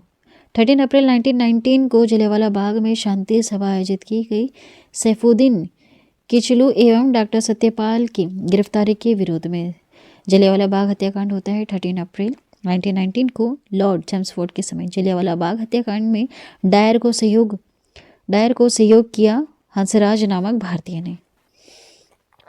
अब देखिए, जलियांवाला बाग हत्याकांड के लिए जिम्मेदार डायर की हत्या उधम सिंह ने लंदन में की। जलियांवाला बाग अमृतसर कांड की जांच के लिए गठित कमेटी थी हंटर कमेटी। गांधी जी ने केसरी हिंद तथा रविंद्रनाथ टैगोर ने नाइट ए सर की उपाधि लौटा दी। जलियांवाला बाग हत्याकांड हुआ इसके विरोध में। गांधी जी की आत्मकथाएं सत्य के साथ प्रयोग प्रथम बार प्रकाशित नवजीवन पत्रिका में। अब देखिए, नोयाखली काल 1946 में महात्मा गांधी के सचिव थे प्यारे लाल। हमारे जीवन से प्रकाश चला गया, यह कहा था नेहरू जी ने गांधी जी की मृत्यु पर। गांधी जी की पहली भूख हड़ताल थी अहमदाबाद में सूती मिल कारीगरों के लिए। गांधी जी द्वारा असहयोग आंदोलन की शुरुआत 1 अगस्त 1920 को हुई। असहयोग आंदोलन शुरू करने के समय भारत का वायसराय था लॉर्ड चेम्सफोर्ड। चोरी चोरा की घटना होती है 5 फरवरी 1922 को गोरखपुर जिले में। असहयोग आंदोलन स्थगित होता है 11 फरवरी 1922 को चोरा चोरी घटना के बाद। स्वराज पार्टी दल की स्थापना 1923 में चित्तरंजन दास और मोतीलाल नेहरू ने असहयोग आंदोलन के असफलता के बाद इसकी स्थापना की थी। देशबंधु कहा गया है चित्तरंजन दास को। अगला देखिएगा, साइमन कमीशन भारत आता है 3 फरवरी 1928 को प्रशासनिक सुधार पर विचार हेतु। लाला लाजपत राय पंजाब केसरी घायल हुए थे 1928 में। लाहौर में साइमन कमीशन के खिलाफ प्रदर्शन में हुए लाठीचार्ज में सेंट्रल असेंबली में बम फेंका था बटुकेश्वर दत्त एवं भगत सिंह ने। कब फेंका था? 8 अप्रैल 1929 को। भगत सिंह, सुखदेव, राजगुरु को फांसी हो गई 23 मार्च 1931 को लाहौर षड्यंत्र में। इकबाल जिंदाबाद का नारा दिया भगत सिंह ने। डांडी मार्च की शुरुआत होती है 12 मार्च 1930 को साबरमती से दांडी जिला नौसारी गुजरात तक गांधी जी ने सविनय अवज्ञा आंदोलन के रूप में 78 साथियों के साथ किया। दांडी मार्च समाप्त होता है 6 अप्रैल 1930 को गांधी जी द्वारा नमक कानून भंग करके। हरिजन सेवक संघ की स्थापना होती 1932 में। गांधी जी ने अध्यक्ष थे घनश्याम दास बिड़ला। गांधी जी द्वारा संपादित समाचार पत्र है नवजीवन हरिजन यंग इंडिया 1933। भारत में प्रथम समाचार पत्र प्रकाशित करने का श्रेय जाता है जेम्स ऑन्गस्टन हिक्की को। खुदाई खिदमतगार लालकुर्ती दल की स्थापना 1931 में अब्दुल गफ्फार खान ने उपनाम था सीमांत गांधी या frontier Gandhi. Poona pact act 24 सितंबर 1932 को गांधी और अंबेडकर जी के बीच दलित वर्गों के लिए यह हुआ था। 1936 में लखनऊ में गठित अखिल भारतीय किसान कांग्रेस सभा के प्रथम संस्थापक अध्यक्ष थे स्वामी सहजानंद सरस्वती। भूदान आंदोलन की शुरुआत बिनोवा भावे ने 1951 में आंध्र प्रदेश के पोचमपल्ली से हुई। बरदौली सत्याग्रह 1928 का नेतृत्व सरदार पटेल लौह पुरुष जिन्हें कहा जाता है इन्होंने किया था। बरदौली सत्याग्रह का नेतृत्व 1928 में। लौह पुरुष की उपाधि दी थी गांधी जी ने। सरदार उपाधि दी थी बरदौली की महिलाओं ने। प्रथम गोलमेज सम्मेलन होता है 12 नवंबर 1930 को लंदन में लॉर्ड इरविन के समय। प्रथम गोलमेज सम्मेलन उद्घाटन करता थे जॉर्ज पंचन की अध्यक्षता रेमजे मैकडोनाल्ड ने की। द्वितीय गोलमेज सम्मेलन 1931 लंदन में। द्वितीय गोलमेज सम्मेलन में कांग्रेस का एकमात्र प्रतिनिधि थे महात्मा गांधी। गांधी इरविन समझौता होता है 5 मार्च 1931 को। द्वितीय गोलमेज सम्मेलन 7 नवंबर 1932 को। तीनों गोलमेज सम्मेलन के समय इंग्लैंड के प्रधानमंत्री थे जेम्स रैमजे मैकडोनाल्ड। तीनों गोलमेज सम्मेलन के में भाग लिया था डॉक्टर भीमराव अम्बेडकर जी ने। मुखनिक पैक्ट संपन्न हुआ था 1938 में। अगस्त प्रस्ताव लाया गया 8 अगस्त 1940 को। क्रिप्स मिशन भारत आया मार्च 1942 में। गांधी जी ने पोस्ट डेट चेक कहा था क्रिप्स मिशन को। भारत छोड़ो आंदोलन की शुरुआत होती है 9 अगस्त 1942 को बम्बई से। गांधी जी द्वारा करो या मरो का नारा इसी समय दिया गया था ना 1942 में। भारत छोड़ो आंदोलन के समय इंग्लैंड के प्रधानमंत्री थे विंस्टन चर्चिल। भारत छोड़ो आंदोलन के समय गांधी को कैद किया गया था पूना के आगा खां महल में। अनुशील समिति का गठन किया गया था 1902 में बारिंद्र घोष एवं भूपेंद्र घोष ने। अनुशीलन भारतीय कम्युनिस्ट पार्टी की स्थापना होती 1920 में M.N. राय ने की। अखिल भारतीय महिला संघ की स्थापना 1926 में। 1934 में कांग्रेस समाजवादी पार्टी का गठन किया था जयप्रकाश नारायण एवं आचार्य नरेंद्र देव के नेतृत्व में। संपूर्ण क्रांति का नारा दिया जयप्रकाश नारायण ने। 1936 में लखनऊ में गठित अखिल भारतीय किसान सभा के अध्यक्ष थे स्वामी सहजानंद सरस्वती। महासचिव थे N.G. रंगा। फॉरवर्ड ब्लैक की स्थापना 1939 में सुभाष चंद्र बोस जन्म जिनको उड़ीसा के कटक में हुआ था, इन्होंने इसकी अध्यक्ष स्थापना की। आज़ाद हिंद फौज की स्थापना विचार सर्वप्रथम लाया गया 1942 में मोहन सिंह को, है ना। विचार सर्वप्रथम किसे आया था? मोहन सिंह को। आज़ाद हिंद सरकार का गठन सुभाष चंद्र बोस ने 21 अक्टूबर 1943 को सिंगापुर में किया। तो मुझे खून दो मैं तुम्हें आज़ादी दूंगा, यह कहा था सुभाष चंद्र बोस ने। यह नारा जय हिंद भी इन्होंने दिया था। शिमला सम्मेलन हुआ था 25 जून 1945 को। कैबिनेट मिशन भारत आया था 24 मार्च 1946 को पैथिक लॉरेंस अध्यक्ष के नेतृत्व में। कैबिनेट मिशन के सदस्य थे स्टेफोर्ड क्रिप्स, पैथिक लॉरेंस तथा LV अलेक्जेंडर। अंतरिम सरकार का गठन होता है 2 सितंबर 1946 को जवाहरलाल नेहरू की अध्यक्षता में।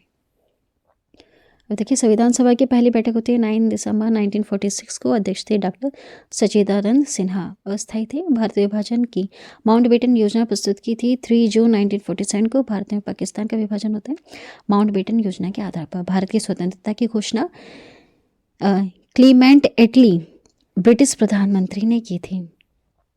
भारत स्वतंत्र होता है 15 अगस्त 1947 को। उसके बाद हमें भारतीय संविधान पढ़ना पड़ता है, ठीक है, जो मैंने आपको पढ़ा दिया है। फिर हम यहाँ पर भारत देश के जितने प्रधानमंत्री हैं, जितने राष्ट्रपति हैं, उपराष्ट्रपति, वो सारी चीज़ें हम पढ़ते हैं। कितने राज्यों का पुनर्गठन हुआ, वो सारी चीज़ें पढ़ते हैं, जो मैं पहले ही पढ़ा चुकी हूँ भारतीय संविधान में, हैं और अलग से वैसे बहुत सारे वीडियोस बना चुके हैं। चलिए, बेस्ट ऑफ लक आपके सभी एग्ज़ाम के लिए। 1000 प्रश्न पूरे देखने के लिए थैंक यू सो मच। सारी चीज़ें कवर कर ली, प्राचीन भारत, मध्यकालीन भारत और आधुनिक भारत। ये आपके सभी एग्ज़ाम के लिए बहुत ही ज़्यादा यूज़फुल वीडियो है। सभी को आप शेयर कर दो जो भी पढ़ना चाहते हैं। एक ही वीडियो में सारी चीज़ें मिल जाएंगी सभी एग्ज़ाम के लिए, और यहाँ से क्वेश्चन तो आपको एग्ज़ाम में 100% देखने के लिए मिलेगा, यह गारंटी है। ठीक है, इन्हीं टॉपिक से क्वेश्चन पूछे जाएंगे। वीडियो को लास्ट तक देखने के लिए थैंक यू।